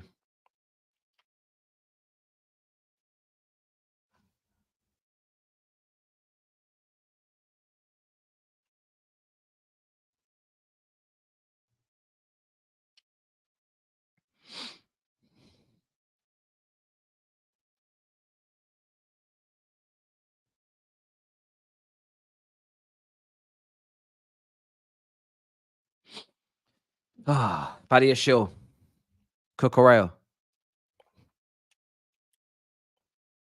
Mudryk,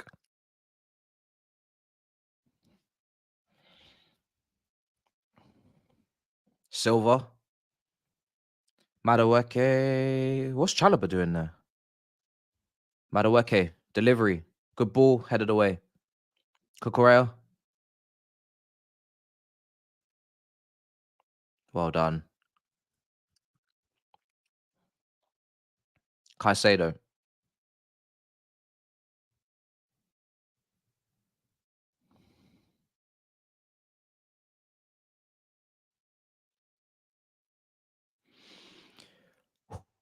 Cucurella. Oh, Cucurella, brilliant. Cucurella, brilliant. Cucurella, brilliant.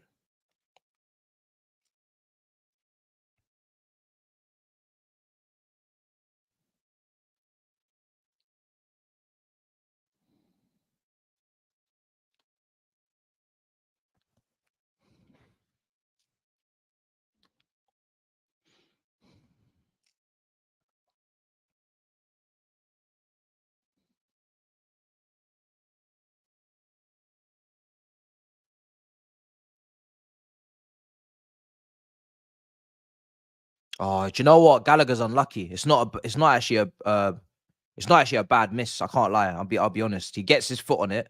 He needs to get it up and over the goalkeeper anyway, because the goalkeeper's coming rushing at him. He's just unlucky, to be honest.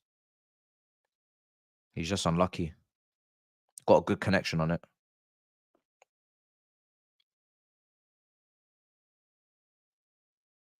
If the goalkeeper wasn't there and it was an open goal, then I would have said it's a bad miss, but because the keeper's literally fucking moving mad, it's unlucky.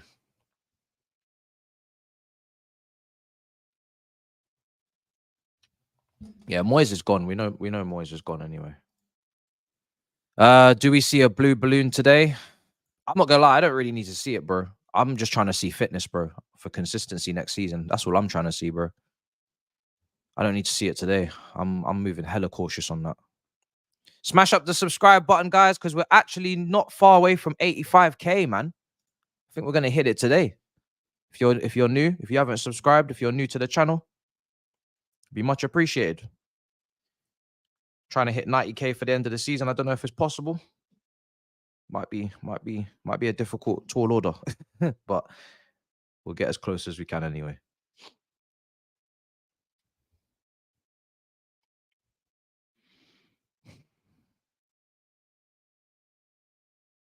It's coup foul.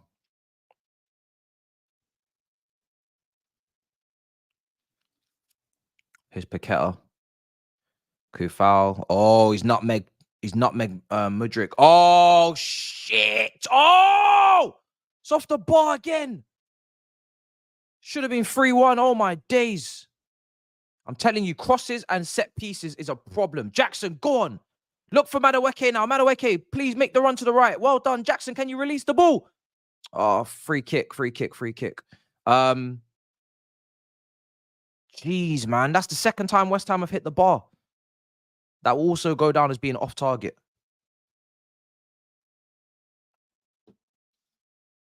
Jesus.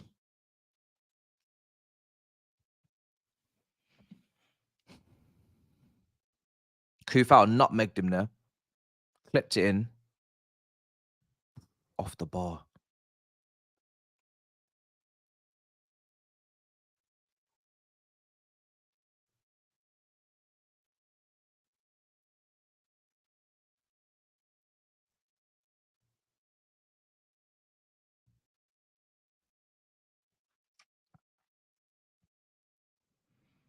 $44 gone.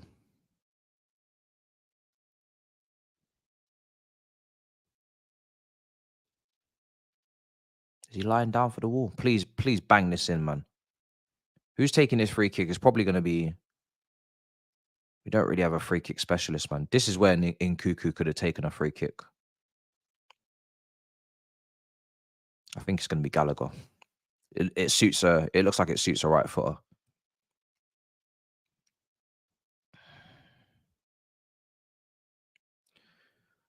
Come on, guys.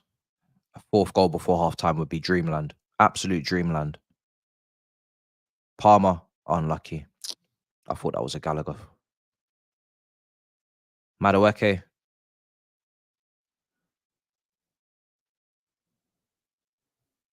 Palmer. Caicedo.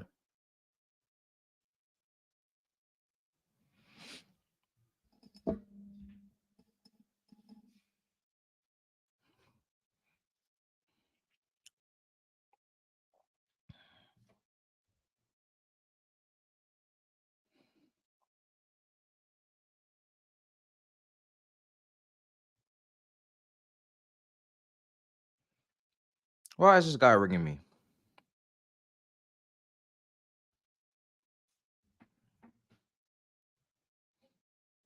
Paqueta. Kudus.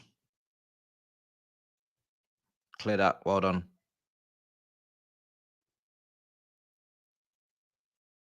Palmer.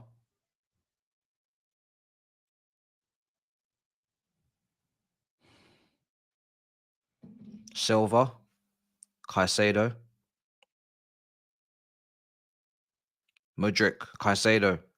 Cucurella. Well done. Oh, ref. Ref, are you going to start booking people?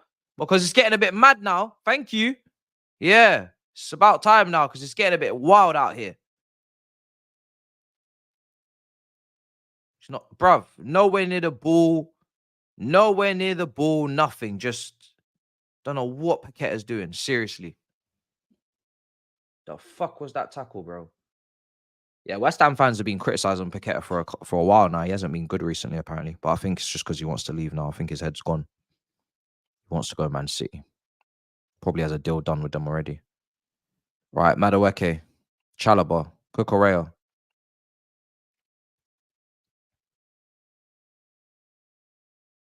Chalobah, Caicedo. Back to the keeper. Or back to Silva, sorry.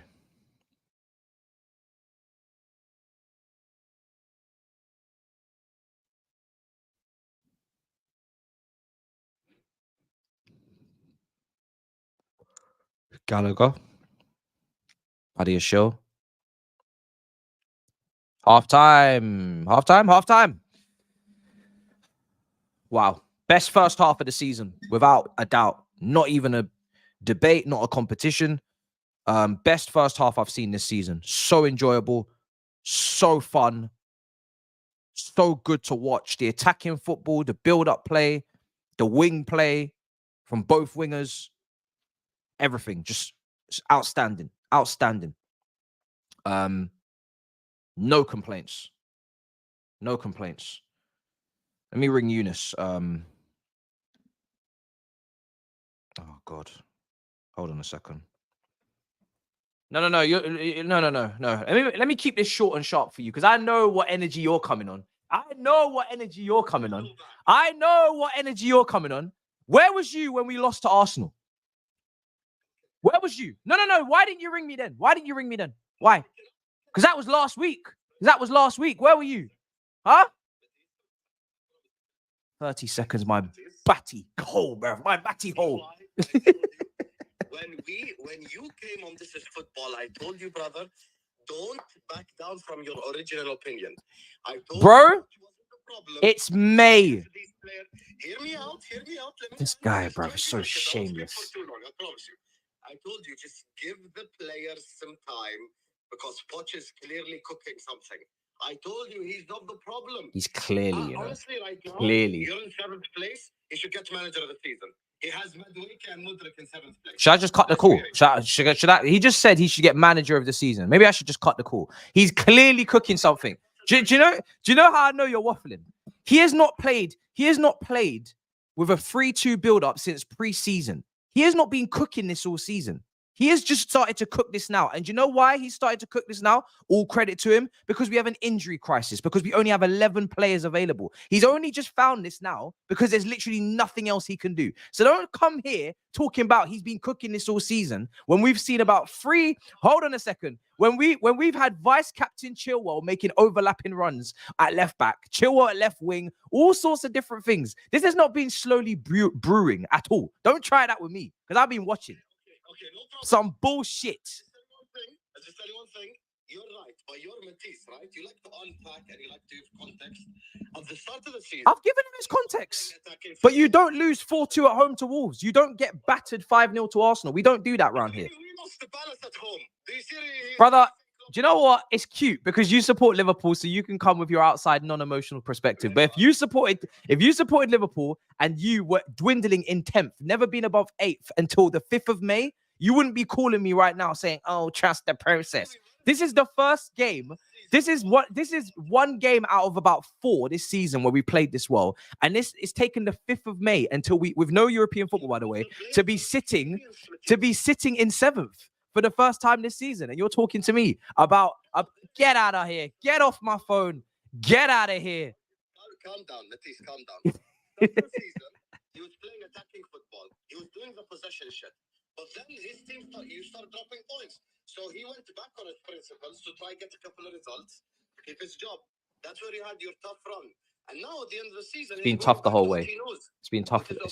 Brother, we have an injury crisis. I'm gonna give him his credit for finding this system. I'll ask you genuinely a question right now. Go on. Do you honestly, hand on heart, believe that Pochettino is the problem at Chelsea right now? I didn't say he was the only problem. I've had this debate with you before. I've already done a show with you. We've gone through every problem. It's not just the manager, it's the directors, it's the board, it's the recruitment. However, he is not going to come out of this season taking no accountability. And he's not going to say in every press conference, no accountability has never been my fault. That is some bullshit. All right. And if you think that if you think he has zero, in fact, we already did a show where you agreed that he has to take some accountability. So if you don't believe that he has to take any accountability, then damn. Now you're in 7th. Okay. Oh, brother. No, I'm not even gonna waffle. I'm actually gonna ask you a genuine question. Is it fair to say this is where you actually expect Chelsea to be first season? I'd like to be 6th, top 6. That's where I'm standing. So it's just one position. Yes, one position, but it's a very important position because it takes us into Europa League and it gets us a Jordan sponsorship versus whatever the hell we're going to end up in 7th. So we need to be in Europa League. Aren't you like just 2 points off 6th? Anyway? Get 6th then. Get it. Don't lose to Sheffield. Don't draw with Sheffield United and don't lose to Burnley with 10 men. Go and get 6th if you're bad. End of call. End of call. End of call. Go and get 6th. Why am I dropping it to 7th? Get 6th. If it's not that hard and it's only a couple points away, then go get it. Go get it, bro. Fair enough. But if you get 6th, you owe me an apology. I don't owe you shit. Yeah. Bye, bro. Big up. You see what I'm saying? You can't have your cake and eat it. If it's not that hard to get 6th with no European football, get 6th. That's what I'm asking for. It's not hard. Get it then. Why are we losing to Burnley with 10 men? Why are we drawing with Sheffield United, bottom of the league, who are relegated? Go and get it. That's all I'm asking for. The expectation is not that high. If we can play this football, then we can get 6th. It's not that difficult. Get it. I've never asked for it to be too difficult. It's not. Get it then. Don't be behind Man United, who play the worst football in the league. Get it. And then there'll be no problem. You know what I'm saying? I don't like these people, these Hassams that try to flip the coin, bro. Like, we ain't been watching them all season. Like, if we've been cooking this all season, we ain't played a 3-2 build-up since till the last game. It's been brilliant, though. Absolutely brilliant, by the way. Let me call Eunice so we can have a bit of a positive call. Because that brother's just trying to collect some creds, bruv. He wasn't ringing me when we was in 12th, though. He wasn't ringing me when we was 11th and 10th, when we lost 5-0 to Arsenal. He wasn't ringing me then. No. These are what you call opportunistics. That's what you call Hassam. Opportunistic. You don't call when we're 5-0 down, guys, at Arsenal, which was a week ago. You don't call then. Let's see what Eunice is saying. Let's see if we can get Eunice. But anyway, really enjoying this game. So good. I can't get him. So good, man. So good. Madueke dribbling past players for fun today. Could have had another goal because his shot just went wide to the post. Mudryk on these corners. Brilliant deliveries on the corners. He doesn't get as much of the ball on that left-hand side, which we already know because we know we're very right-heavy. And we don't have any. I mean, our 10 drifts to the right and our left back inverts. So that tells you all you need to know about whether or not we're going down the left-hand side primarily. But he's been good 2 games in a row now. Oh, let's let this game finish. But, very good. So a lot of positives and no negatives, man. Really enjoying it. I like I said during the game, I'm very interested to see as to whether we stay with this for the rest of the season. It would be nice to just stick with this now. It's working. Cucurella in midfield with Caicedo. There's no Enzo. So there's no need to think about the politics there. Gallagher not being in the 2, as I always say, I never want him in the pivot. He's better playing in the final third, playing as an advanced midfielder, as a box to box, right? But let him crash the box. Don't restrict him. He's not a 6.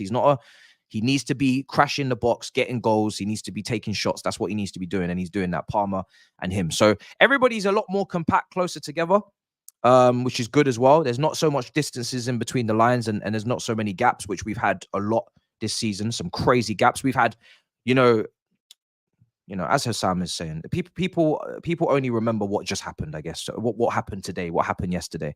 There was a point where Caicedo was on an island by himself, playing as a lone 6 with Enzo playing in a half space as a second striker. This is what we want to see. This is what we want to see. We want to see close proximity between these players. People playing right next to each other so they can make those passes, so they can join up those pieces of play. Not Caicedo on his own in build-up as a lone 6, in a 4-3-3 where he has no support. Now we have tucked in the fullback. Now we have inverted the fullback instead of having Cucurella overlapping and not being able to do too much on the attacking side. Now we've tucked him in. Now our build-up is so much better. And that back 3 on the ball is great. It's great to watch. So, and it's what so many top teams do. So there's no point, doing the reactionary thing of pretending like we didn't watch what we've watched this season, pretending like we haven't seen the tactical issues. It's very disingenuous. It's very foolish, and it doesn't make any sense. Now, whether or not he stumbled upon this just by accident because of the injuries, or whether or not he wants to do this, I don't know. But it's good to see it. Hopefully he continues with it, because if he does, then I think we're going to keep playing good football, and I think we're going to keep getting good results, man. Like, the football today is immaculate. It's really, really good. We did mention before that Cucurella in preseason did play in central midfield at one point, and he did play an incredible pass to Jackson, I think, for an assist against Newcastle. So we have seen it before, but as people keep saying, probably don't bring preseason up too much because it was a long time ago, and what relevance is it to us now? But we have seen this stuff before. We just haven't seen it a lot. So yeah, it's going to be interesting to see. We need to see consistency. We need to see 5 games in a row. And we have, including the Tottenham game, these are all 5. This is part of the 5 games in a row. So let's keep doing this, man. Let's keep doing this. Second half, and no lapse of concentration, and then keep playing this way. Yeah, we're being clinical as well. That helps. Exactly. We're being clinical for once. We're creating good chances as well, good quality chances. We need you to finish above United conference settings. I don't want conference. I want Europa, bro. Europa is still mathematically possible. So let's try and get that. Big up for gifting 5 subs there, bro. Big him up. Big up to everybody who got those subs as well. Those memberships. Yeah, man. No complaints first half. Really, really happy. Everybody's playing well. Everybody's playing well. Keep it up, man. Keep it up. Best performance of the season so far. Literally, best performance of the season so far. So good. So good. I'll try and do an all-you-can-eat Chelsea tomorrow morning at 10 a.m. with Eunice and Miz and Bubba if I can. If we win this game, you know, if we win this game in this manner, then you know I really want to just get an all-you-can-eat Chelsea going tomorrow morning as soon as possible, man. So we can talk about it. Yeah, this is brilliant, man. This is really good football. We need to win all our games to the end of the season. We might get Europa. Facts. We need to win every single game. We're asking them to do something they've never done. Win 5 games on the trot. It's doable. I think out of all the games in the running, the Forest away game is the most difficult because they're fighting for their lives, but we have to win. Brighton away on a Wednesday, we have to win. Bournemouth at home, we have to win. Those are the games after this one. We can do this. You know, when you look at the teams, they're all lower half of the league. We can do it. But we have to actually go ahead and do it. And there's a difference. There's saying you can do it, there's thinking you can do it, and then there's actually going ahead and doing it. And that means you need to be good up here. Because one thing that someone pointed out on a playback call-in yesterday is that Chelsea tend to play to the level of the opposition they're playing against. So what I mean by that is if we're playing Wimbledon, we play to Wimbledon's level and we just scrape through. We play Middlesbrough, we play to Middlesbrough level, apart from the second leg. First leg we lost. We play Leeds, Leicester, we play to their level, we scrape. But then we play Man City, it's 4-4, it's a draw 1-1, and we play to their level. We play to everybody's, apart from Arsenal in the 5-0 beating and Old Trafford away and Liverpool away, where we just got destroyed those games. It's more playing to everyone's level.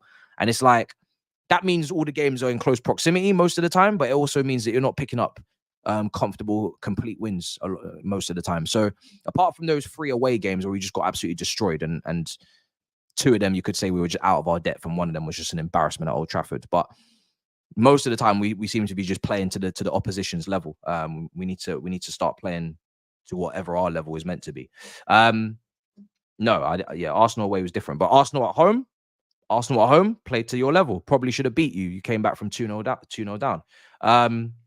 Same with Liverpool at home. Man United at home 4-3 played to their level. So we're always playing to the people's level, apart from a couple of moments. But yeah, the away games I think the away games are, you know, the tough away games. Once the crowd, I think once the crowd get up as well, and we give you that leg up, we struggle to get back in, because now we're just mentally gone. Do you know what I mean? I think again we could play to the level. We've shown it at the home, but away, man, when we go early, we go a goal down. It's just team just capitulated a few times too many.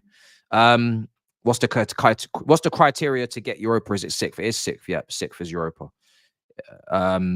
Nice. Next playback gonna be fun. 100%. Yeah, man, gonna be fun, man. I'm looking forward to it. If we're playing like this, we're gonna actually have fun for once. Can't wait to wax lyrical about this on DR and Big Six. It's gonna be beautiful. Another 5 memberships gifted. God damn! Give them a round of applause in the chat, people, because these guys are moving hella generous today, bro. What's going on here? Big him up, man. It's 10 extra memberships for you guys. What's the criteria? Yeah, so the criteria to get Europa is 6th, but we need Newcastle to lose a game and Man United to lose a game. Or maybe Man United can afford to draw. No, they need to lose. Yeah, we're level on points now. They got a game in hand. They need to lose. And that means we'll have better goal difference. So yeah, second half's about to kick off. I love narratives. It's gone from what is going on tactically to this was always the plan. It's gone from Enzo can play football, but he's not getting the best out of him, to sell Enzo. You love this shit. You got to love it. Second half, let's go. Oh, you got to love this sport called football, man. God damn. Second half timer. Where is it? Second half timer. Right, we're about to kick off.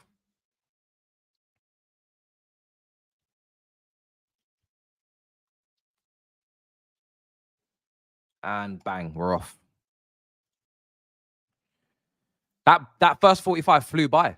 When it's entertaining, the football just flies by. Like you don't even notice it. Like 45 minutes just goes. Whereas when we're playing like crap and it's a drag, the game goes by so slowly. That felt like half an hour, that first half.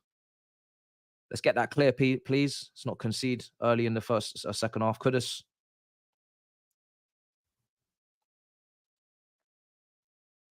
We need to draw a red card from them. Paqueta. Do you know what? I don't even think a red card helps us, because if they get a red card, they just go into the dirtiest low block and we might not have as much fun, because then it's just going to be 5-5, 10 players behind the ball, and they're just not going to even, they're not even going to try and attack. Whereas when they have 11 men, they are still trying to attack. They are still keeping their attackers on the pitch like Kudus, and it's creating more gaps and more spaces for us to exploit. So I don't even think 10 men really actually does anything, to be honest, for us. Ward-Prowse has come on. Indeed, he has. Who did he come on for? I think it might be Paqueta, which is making sense because he had a stinker first half.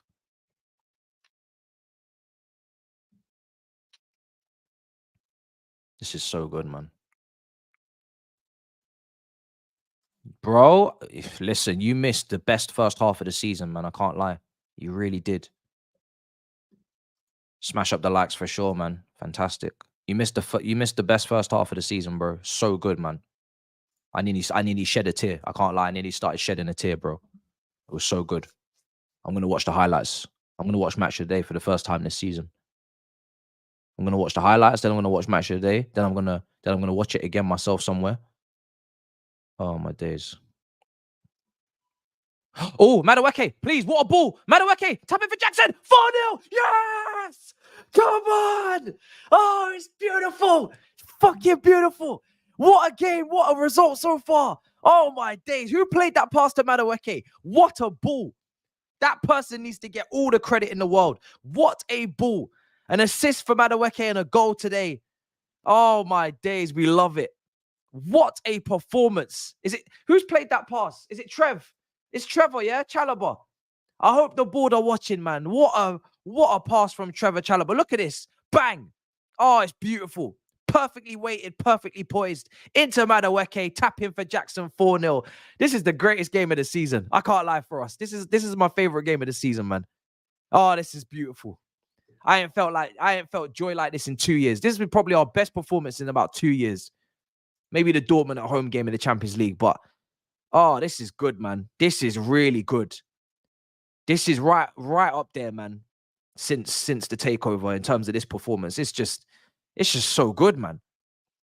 It's so good. Wow, man, I ain't felt joy like this in a while. Damn, I don't even know what to do. I don't even know how to react, bruv. Damn. It's going to be such a fun debate after this, because people are going to be like, it was never the manager. People will be like, it was never the players. They needed the right system from the manager. People are going to be like, you know what I mean? It's just going to be a bunch of rah, rah, rah, rah, rah, rah, rah. When in the reality, everybody played their damn part as to why we're here. And people needed to make tweaks and people needed to be more clinical. It's as simple as that. You know, everybody's going to play their part when we're shit and everybody's going to play their part when we're not. No one's going anywhere, bruv. Thank God for the system, though, because the system's systeming. I'm so happy for Man. You deserve joy, not going to lie. Bro, it's been a long season, bro. I can't believe it. The system is systeming today. So good. So damn good, man. That 3-2 build-up is making me cry, bruv. Never seen nothing like it in my life. Here's Caicedo. Here's Gallagher. Mudryk. Oh, man. Gallagher. Cucurella. Oh.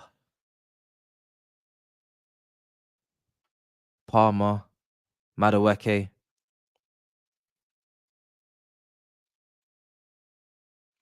Caicedo.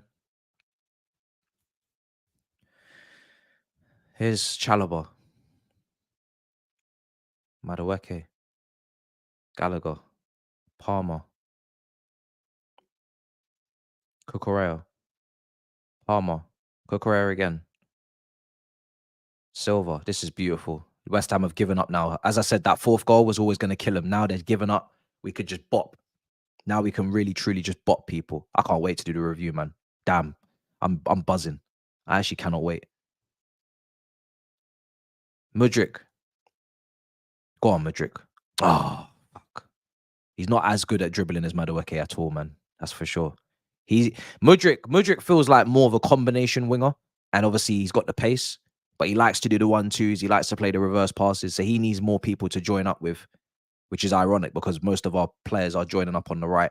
And Madueke honestly could be on his own in acres of space with nobody near him, and he just needs the ball and he will just go. That's what it is. Kudus. It's funny because we don't have anybody from Mudryk to really link up with unless Jackson goes over there, because Palmer always goes to the right. Maybe Gallagher. And he's got no fullback overlapping as well.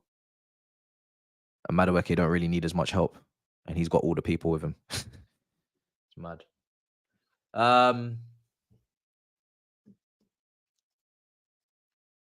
Arsenal fan here. I finally included Chelsea in my parlay bet and it paid off. Rivals, but big ups. Damn. Man's eating off our win. Crazy. I'll big up. I read that one out already. Big up, bro. This match shows players are good enough to be top 6. It's Pochu is the issue. These players were available from day one. Says EPL Surf. See, this is what I'm saying. It's gonna. And listen, I'm not even. Listen, you heard me already. Like, I'm not letting Poch just pretend like he was never involved in the whole season. We ain't playing that. But this is what I'm saying, bro. Like, there's different ways of looking at it, bro. And this is what's gonna happen if we win 5 wins on the trot, though. You know, let's just get hopefully get Europa if it's possible, and then we can debrief in the summer. We're gonna have a big meeting, man. We had a lot of emergency meetings. I'm traveling, so I'm following the game here. Thank you, sir. A clean sheet would be top. It's better not to jinx it just yet. Facts, bro. A clean sheet would be just as good as an extra goal. You know, I think a clean sheet's better. Back-to-back clean sheets. The defense gets confidence. Oh fuck, Emerson. Fuck. Oh, he's blazed it over the bar. Former Chelsea player doing Chelsea gifts, giving out Chelsea gifts. Very lucky not to concede. Very lucky. He should be finishing that. I don't know how he's managed to balloon that over the bar. He should be finishing that. That was a brilliant chance. He's really fluffed it. What a chance that is for Emerson. He really should be putting that in the back of the net. That was a brilliant opportunity. Oh, we've hit 85K.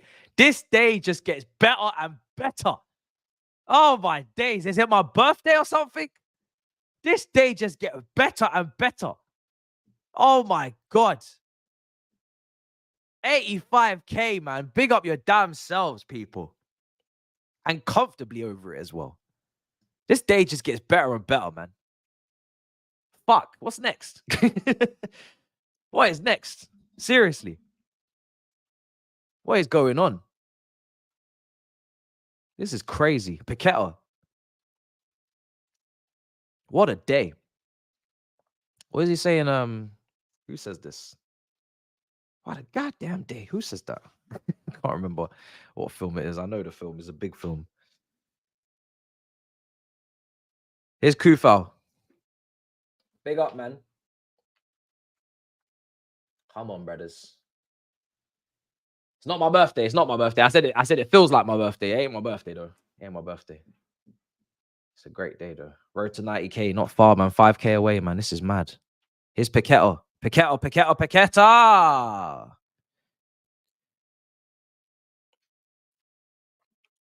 Me and James have definitely got do a tactical talk at the end of the season, talking about everything.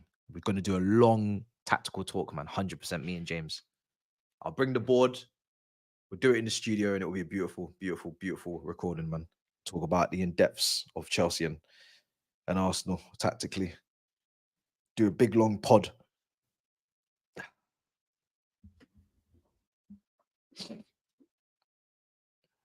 Free kick for West Ham. They are getting a little bit too close to the goal, and Ward-Prowse is a very good striker of the ball. Lock in like Kendrick.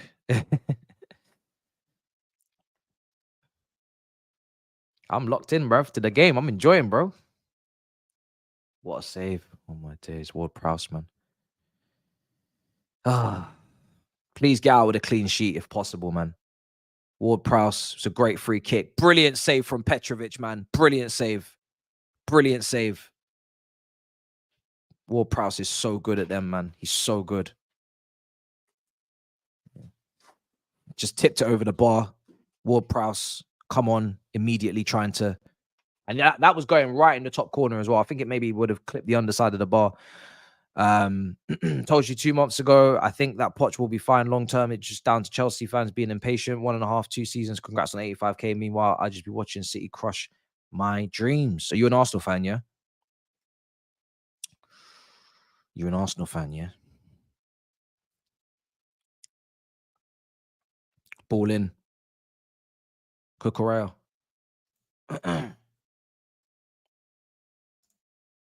Man's 45. What are you talking about 45, bro? Thank you, brothers. Thank you so much, man. Really appreciate it, man. Big up the Lewisham boys. Oh. Yeah, man. Well, listen, it's going to be tough. Facts. Next Saturday, 5:30 kickoff, City Ground. Trying to stay up. It's going to be rough. That's the toughest game in the running. Tougher than this game. Toughest game. We know West Ham are very up and down teams, but yeah, Nottingham Forest are going to be fight or flight. You know, it's going to be rough. That's if we win that, then I really think we can win all our games. That's going to be the game that is the decider, I think. But we'll talk about that in a video, because on the video I'm going to now do a Europa League run-in video, and we're going to talk about it now that it's actually worth covering, because we've won back-to-back games. So it's worth it. We haven't really been, it's not really been a point to do up until this point. It's not really been worth doing. Madueke. No, I'll put that out for Tuesday morning. Here's Caicedo.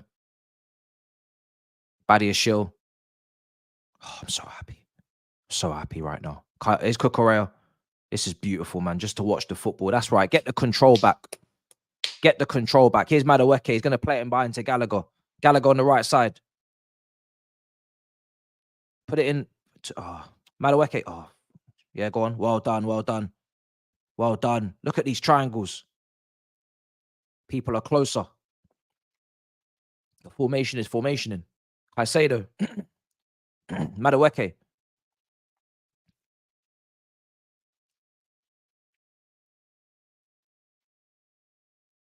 If we're gonna keep this structure, this is basically the structure that a De Zerbi would play. This is this is the structure that a De Zerbi would play. You got your two players in the half spaces. You got your two players in the pivot, as it was McAllister and Caicedo. You got your Colwell in theory in the back three, with one guy tucked in. You got all these triangles. You got your two wingers in Matoma and a March being on the touchline, and a Madueke and a Mudryk, and you got your striker. This is exactly how De Zerbi would have been playing last season with Brighton. If this is the kind of structure that we're gonna keep, then this is all we want, bruv. This is all we want, and then it's just about players plug and play. But this is the type of structure. That's the level of structure we're seeing today. At its best, not De Zerbi this season, please. Again, recency analysis. I'm talking about De Zerbi last season, where he finished 6th, right? He put Brighton in Europa League football. He had players available and fit. Please do not talk about De Zerbi this season and think that's what I mean. I'm talking about last season, where he actually has to get credit. Last season. That's the structure that we're playing last season. That's the structure.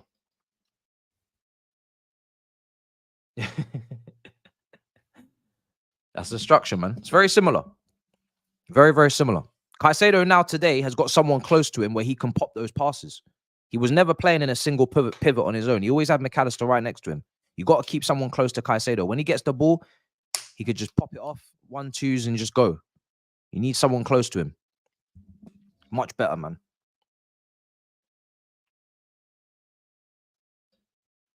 It's not my birthday.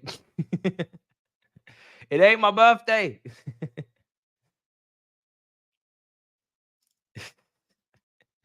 What is with you guys? You don't listen. Man said insulting my club. Bruv, did De Zerbi not do a good job last season? Or are we just gonna you're just gonna say he's a scrub now after last season? Okay, no problem. It's not an obsession. It's Chelsea's obsession. They have an obsession with Brighton people, so that's why I'm just mentioning it. And also because I think it was De Zerbi managing Caicedo last season as well, so there is definitely relevance there. So De Zerbi's definitely very relevant because he was getting the best out of Caicedo while we paid 115 million for him. So I would definitely mention De Zerbi in relation to Caicedo, people. Let's not be silly. Here's Jackson. Or what did we? Who is the manager of the player that we paid 115 million for? They're just doing it to troll now, calling me happy birthday. Who produced the version of Caicedo for why we paid 115 million? Was it Potter or was it De Zerbi? Do you know what I mean? So it's relevant. It's all relevant. That's where we need to use him in that way. Otherwise, we're not going to see our money. De Zerbi had him for much longer.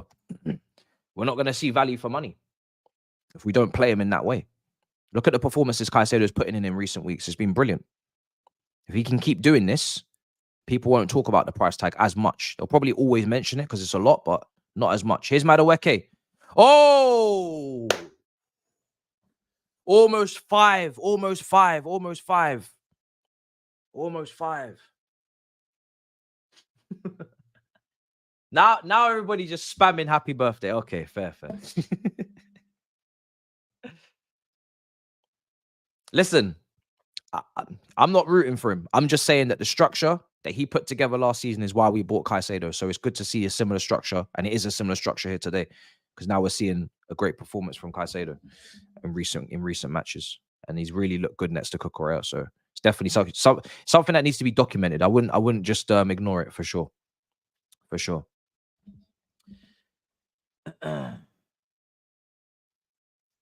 Really good, man. Really good. I want to, Caicedo and Lavia midfield partnership next season. Interesting. I mean, listen, let's see if we can see Lavia, man. Ball's going to come into the box. Headed away.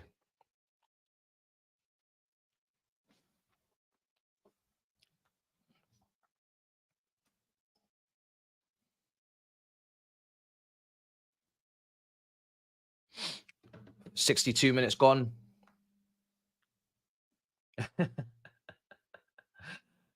Oh, I can't believe it. So everybody just saying happy birthday. Happy 45th birthday. Hope you have a great one. You man are actually trolls, man. It's ridiculous. It's actually mad. Oh, brilliant. They did a tribute. Good. Glad they did. That's good. Was it a round of applause, yeah? Let me know, man. So I haven't got the audio on, so I can't hear anything. It's good.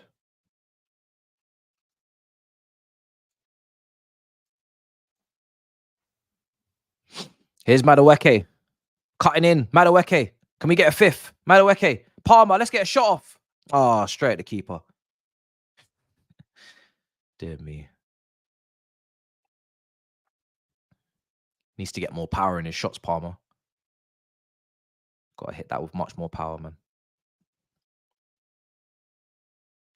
What happened to Gray on your FIFA manager team? Oh, nothing. I haven't played it in a while. I'm gonna re-up it after the season's done. And I'll bring it back.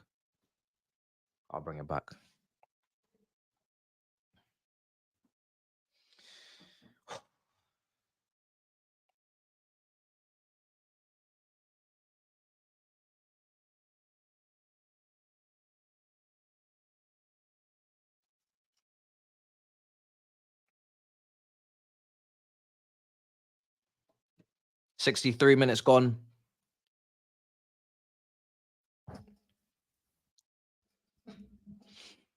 "64 minutes gone.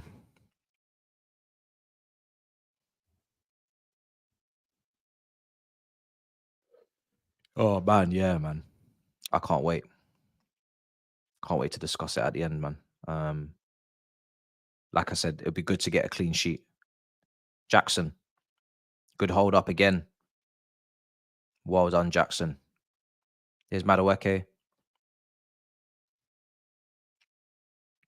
Here's Silva. Here's Palmer. Cucurella, Palmer again.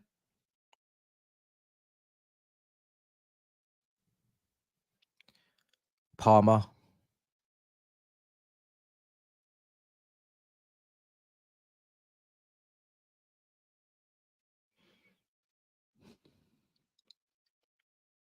Here's Jackson.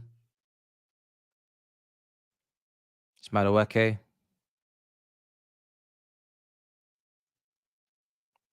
Oh, near post almost. Oh, that was good from Madueke, man. Really, really good. So close to making it 5.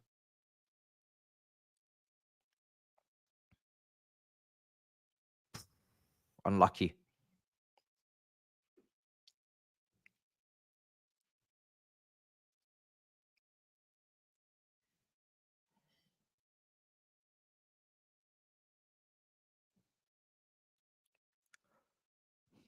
Parba. Ball in. Header. Oh, headed away. Paqueta clears. Kudus.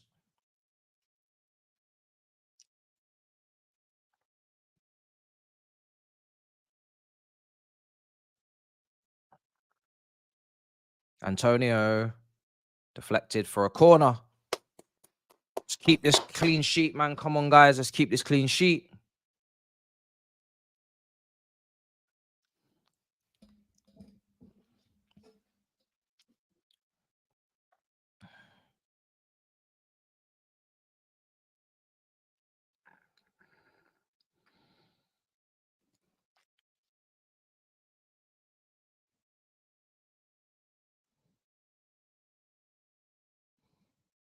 Ball in, headed over the bar.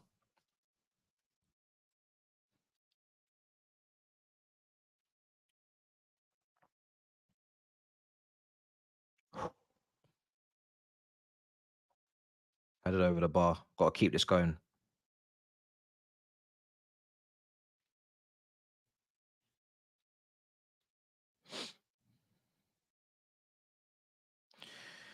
Oh, wow.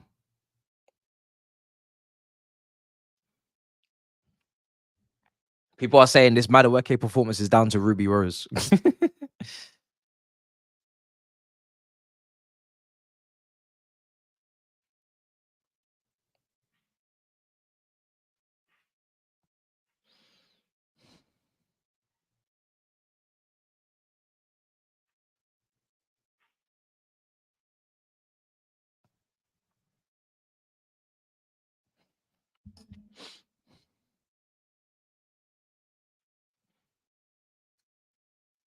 Here's Kudus.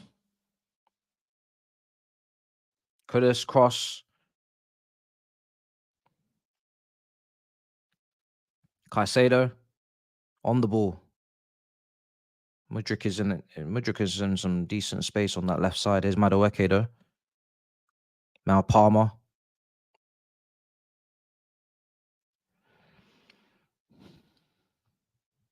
Here's Palmer.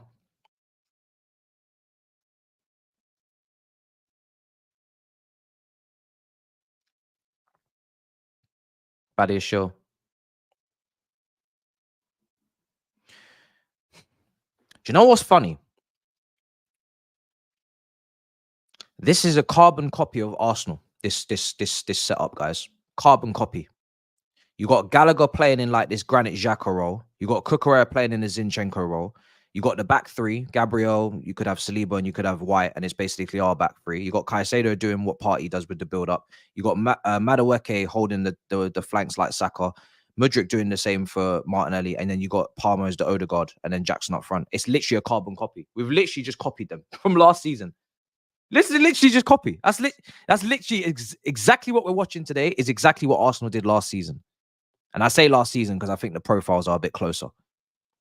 That's what this is. I was trying to put my finger on it, like because I know this is an identical copy from something that I've seen. And De Zerbi maybe is not exactly right, but because Estepanan used to go up and not always invert. But this is exactly what we saw last year. Exactly the same thing. Yeah, exactly the same thing.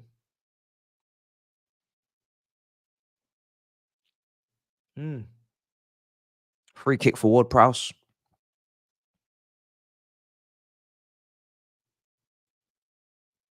Yeah, Cucurella is better defensively than Zinchenko. Yeah. That's exactly the same.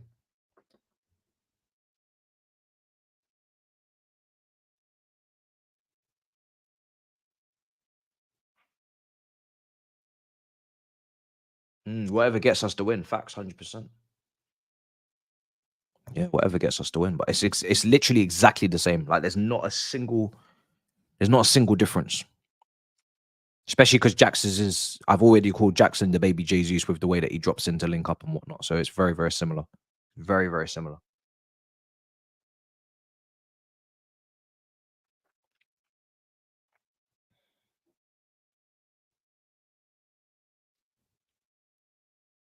Very interesting.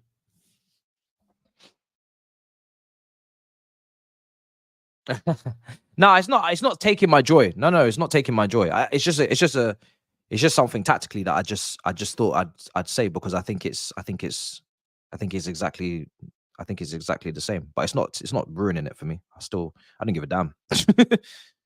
Copy them all you like until it gets to the title part, and then obviously win it. Don't copy them after that. Here's Chalobah.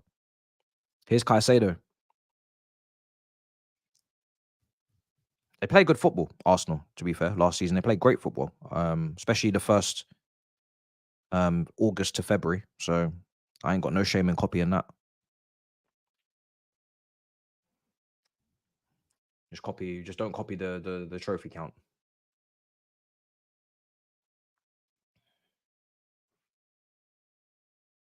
Yeah. Here's Palmer. Mudryk, that's the pass. Finish. Oh boy. That's the pass.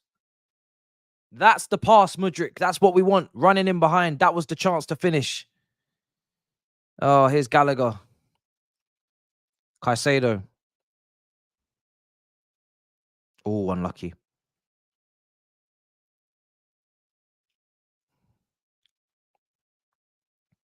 Kudus.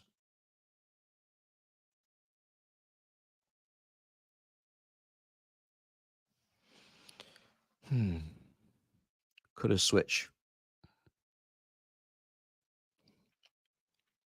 It's Paqueta. Paqueta still going. Palmer. Madueke. Caicedo. Silva. Badiashile. Cucurella. Palmer. Mudryk. Gallagher. It's a loose touch. Gallagher, that's poor. Wake up. Wake up. Fuck's sake. It's poor, man. Kudus. Cucurella. Yo, Mudryk, follow your runner. Follow your runner. Just about intercepted. Well done. Well done. Go on. Go. Go on. Go on. Okay, Palmer. Madueke. Oh, he tried to take it first time. Fuck's sake. Brighton are 1-0 up. Yeah, we don't need to worry about Brighton scores anyway.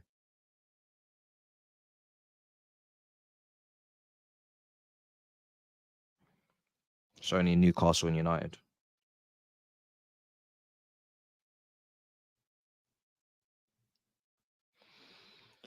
Two points off Newcastle. And they have a much superior goal difference that we're not going to catch. So we can't even have Newcastle draw. They've got 3 games left. We need them to lose one of those 3. Or they're going to be in the Europa League. Here's Jackson. And the only one I can see them losing is the game against United at Old Trafford. But the other ones are Brighton and Brentford. You never know.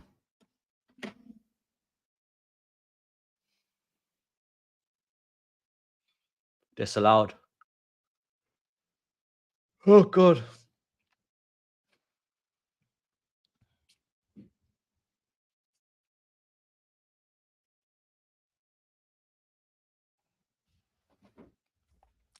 Keep smashing up the likes. Keep subscribing, people. We only got about 15 minutes left, and we're going to go to the review. That will get uploaded. And then I'll see you guys on playback later on. I'll have it scheduled. So best thing to do is join the room. Click the link in the description. Join the playback room. And then I will schedule it in about an hour. And then you'll see it will be up. I'm just trying to make sure it doesn't clash with KingThabz and Turkish's Kendrick Lamar debate and Drake debate. So we'll see what time it's going to be.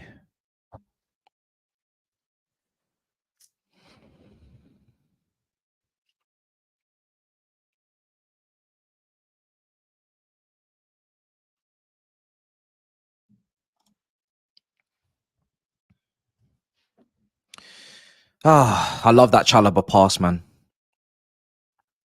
And I just love the unselfishness from Madueke to just play it across to Jackson. So it's an overload. Just play it across and we move.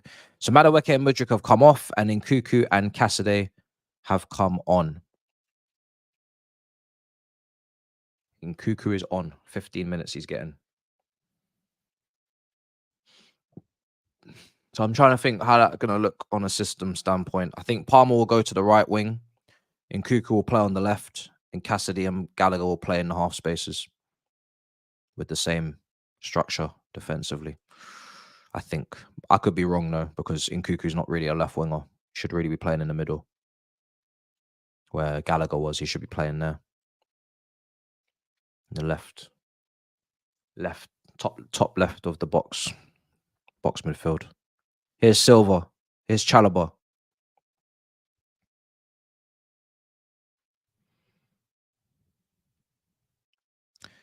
They're going to clip it over the top. Nkuku. Gallagher.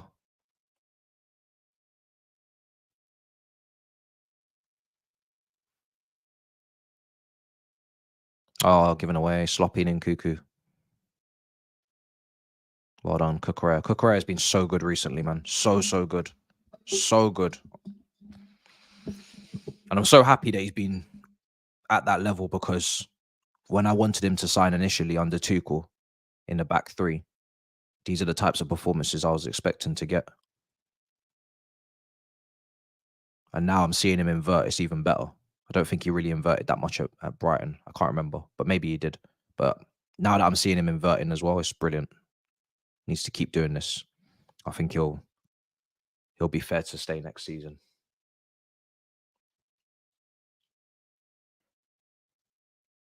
If this is his peak, this is good enough. It's good enough to get us back into the top four, whatever season that is. If he plays to this level consistently, this is good enough to get us into the top four and win a cup. And then after that, you know, we're asking for players to become world class in certain positions. Then it becomes a bit more difficult. But oh, here they go, left side.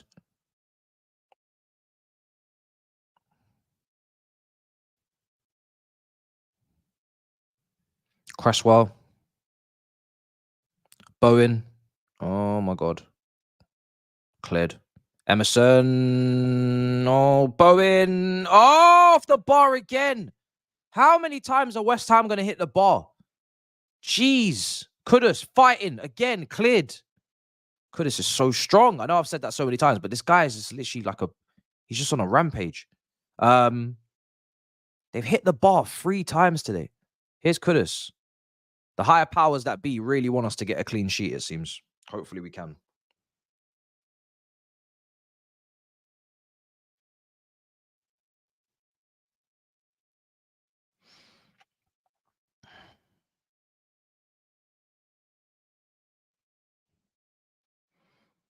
Let's see if we can get a fifth. Caicedo. Jackson, is he onside? Jackson, please finish. Jackson, yes! Come on! Action, Jackson, with his second goal of the game, finally taking a 1v1. Finally. Oh, is he offside? No! He has to be on. Is he on? Bro, that's the first time I've seen him take a 1v1. That's not been 9 men. He's on. They got to give that. I'm pretty sure he's on, unless his head is off. Bro, please, man, I need that finish. It's important. It's important for the balance of things in the universe, as Kate Williams would say. Actually, I think Cat Williams, sorry. I think Jackson, because he wants his 15 goals, doesn't he? Hold on a second. He's on 12, and I don't think that includes today. So if he gets that second, he could be on 14. And that would be brilliant. He might be hitting for 15 this season. I really want him to get that 15 Premier League goal tally, you know? That must be on, isn't it? It has to be. Please give this goal, man. Is it a goal? Yes! Is it a goal? Yes! Come on! Come on, Jackson! I told, man. Come on, Jackson. If he can get 15 Premier League goals in his first season with no penalties, that's a success for him. I'm sorry. That just means others need to chip in a whole heap more in his first season. He's done enough there. Fucking delighted with that, man. Good finish, man. Well done. How many goals has Madueke got this season in the league?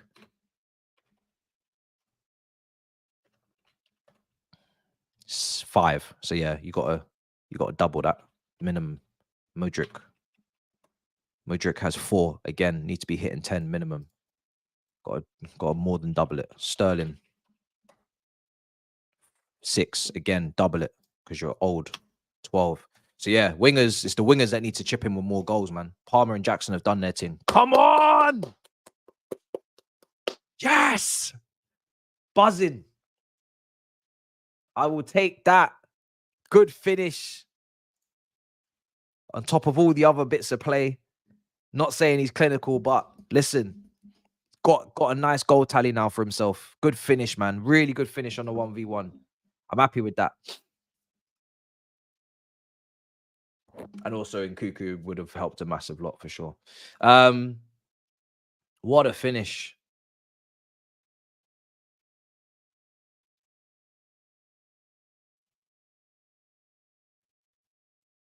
Oh.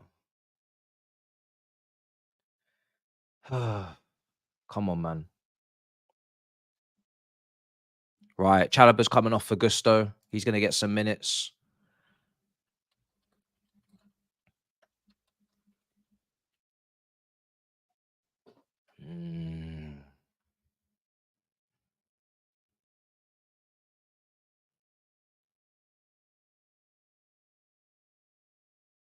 I'm going to put it in the group chat.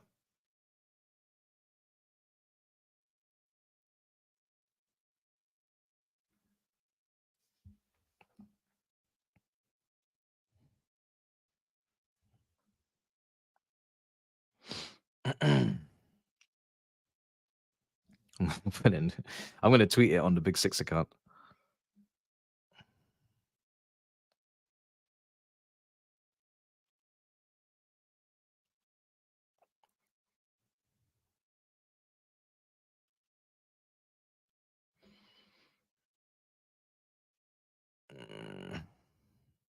Goes.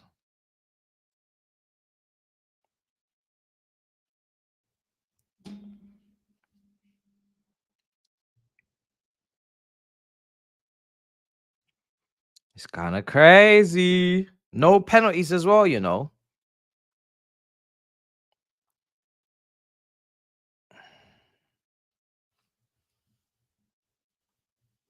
Jay said 4-1 and then we laughed at him on the playback. Fair.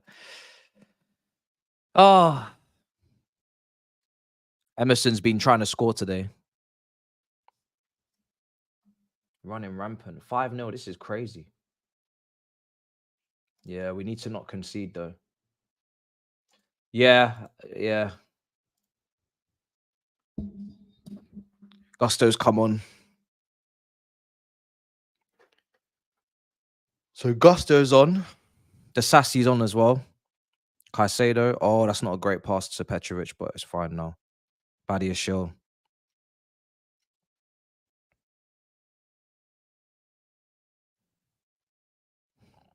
Kudus cutting in. Shot from distance. Saved by Petrovic. Well done, man. Well done. Why did we sub the whole back four? Well, not the whole back four. We subbed Chalobah and Silva. Silva is fine because, you know, he deserves to be getting some rest anyway, but he's only just come back from an injury, I think. And they're just trying to get minutes into Disasi and Gusto, but yeah. As long as no one gets injured again, that's all I care about.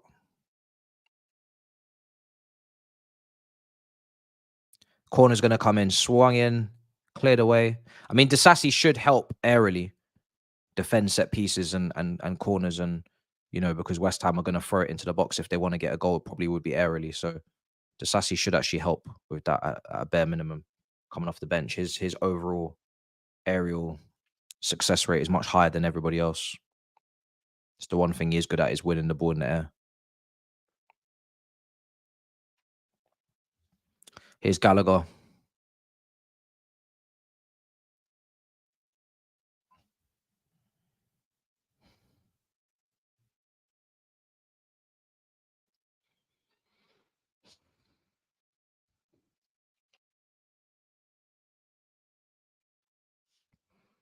Here's Caicedo.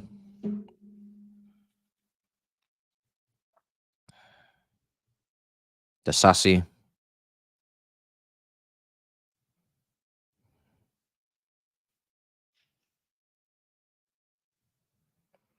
Palmer.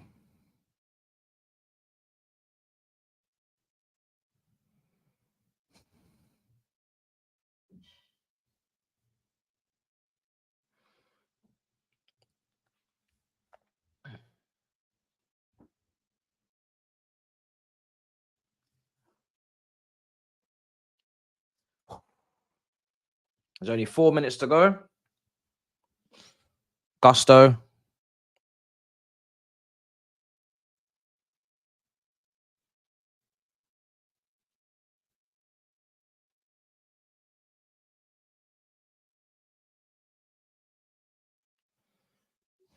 Badiashile.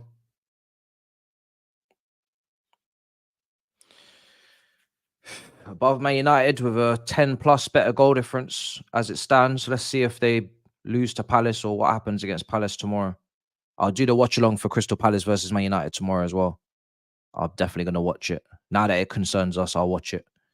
And just hope that they lose the game, as always.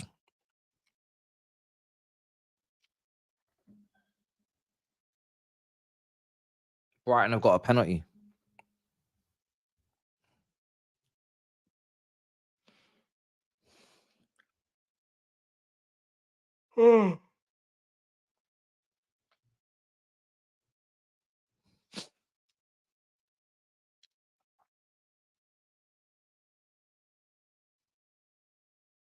Ward-Prowse switching it out to the left. I'm happy with the 5-0 is brilliant. Let's just lock it up and go home.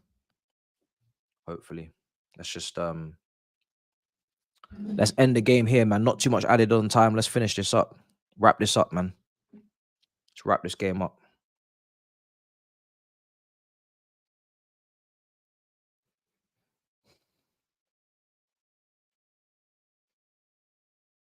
Let's wrap this up, people.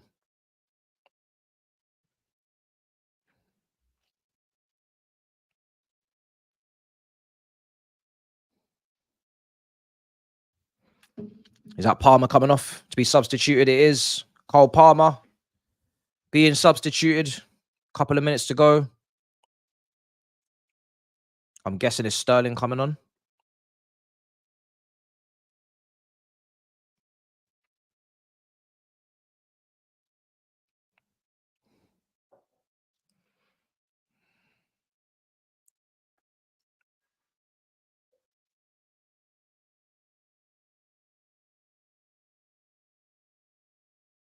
Oh, it's Gilchrist coming on. Okay. He's really shutting it down. Yeah, he's shutting it down.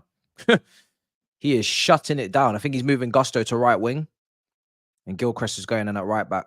He's shutting it down. Yeah.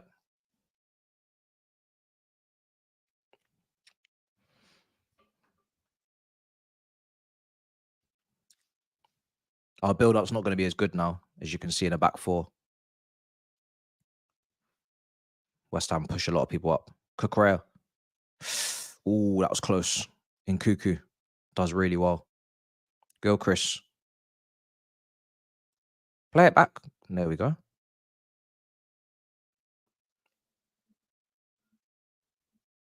Gusto. Gilchrist. Disassi.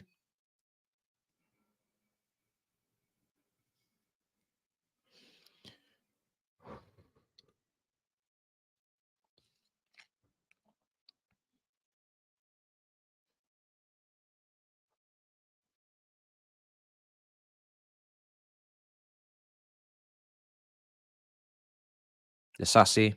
Gilchrist. Caicedo. Petrovic just keeping the ball, knocking it around the back line. Brilliant pass from Badiashile into Cassidy. What a pass. Broke through the whole press. Let's carry this forward now. Come on, play it into Nkuku. He's carried it. He's gone now to the right. Gusto instead. Would have been better if he played it into Nkuku now. West Ham have set their defense back up. Nkuku. Go on. Still got it. Cassidy. Caicedo. Shot from distance blocked. Cucurella. Cucurella's been fucking unbelievable, man. So good, man. Cucurella. Cucurella, man. I love this. I love this performance.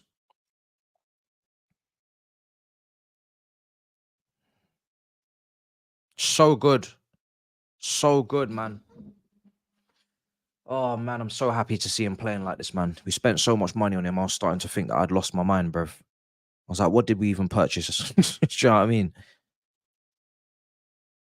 Now we're starting to see the player that we wanted. Just needs to make this consistent. It's still expensive regardless, but at least make it worth our while. Yeah, just no consistency, man. We need to see consistency. He needs to be taking that spot and completely telling Chilwell you're a bench player. That's how it's got to be at that price. Shouldn't be rotating left backs like that.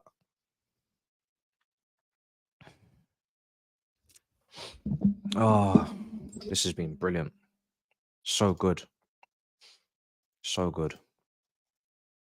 This is definitely my favorite game of the season for sure, people. Favorite game by far. Clean sheet, hopefully. 3 minutes left. Dominant. Couple times off the bar, but really good.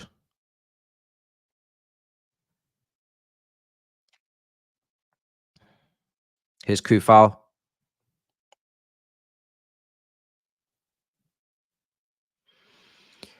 Oh.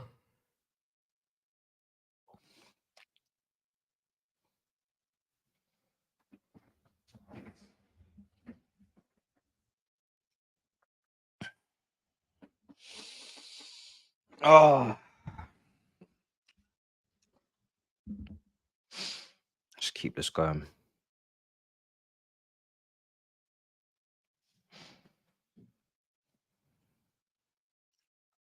Here's a Bonner. He's going to play it out. Cresswell.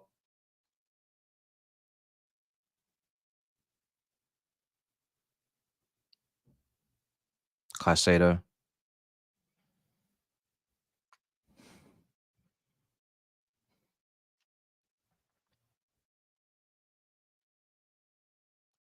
Oh, how you have to respect Kudus' performance, man, for sure. Kudus has been so persistent today. Like he's a real handful. So physically strong. Look at him running with the ball. Keeps trying, keeps going, winning them corners, winning them fouls. He's been really, really good. Really good. So good.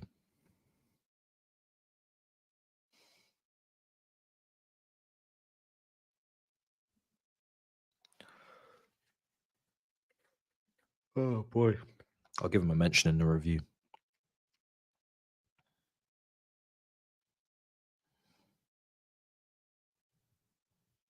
Corner, Ward-Prowse. Get that clear, please. Bowen. Clear that. Well done. Jackson is on a counter with Nkuku to his left. He's going to release him late. Perfect. Nkuku. Ah, fuck. Corner. It'd be nice for Nkuku to get a goal. But to be fair, when he scored before, he hasn't done the balloon thing. So maybe it's because he's only been getting consolation goals, or yeah, when we've already been losing the game. I think the Liverpool game. How many goals has he scored? Is it just the one? Don't know. In the Prem. Corner. It's going to be 5-0, isn't it? Game over. Full time. Wow. Wow. Best performance of the season. 5-0. We've been absolutely treated today. A real treat. A real pleasure to watch Chelsea today. Best performance of the season from the manager. Tactics and systems spot on. From the players, execution and clinical spot on. Rode our luck a couple times with the bar, but fully deserved regardless. Petrovic made some big saves. Everybody played brilliantly. So I'm going to wax lyrical on that now. Belly full on the review. And yeah, man, smash up the like, subscribe if you haven't already. And I'll see you guys for the review, man. Let me get to it. I can't wait to do propaganda. It's just going to be literally one big positive propaganda fest on that one. And maybe we'll dig into how we got here and whether we'll keep doing it. But I'm looking forward to it. All you can eat Chelsea. I'm going to try us out for tomorrow morning. Until next time, till the review, big up your damn selves in a bit, people. Peace.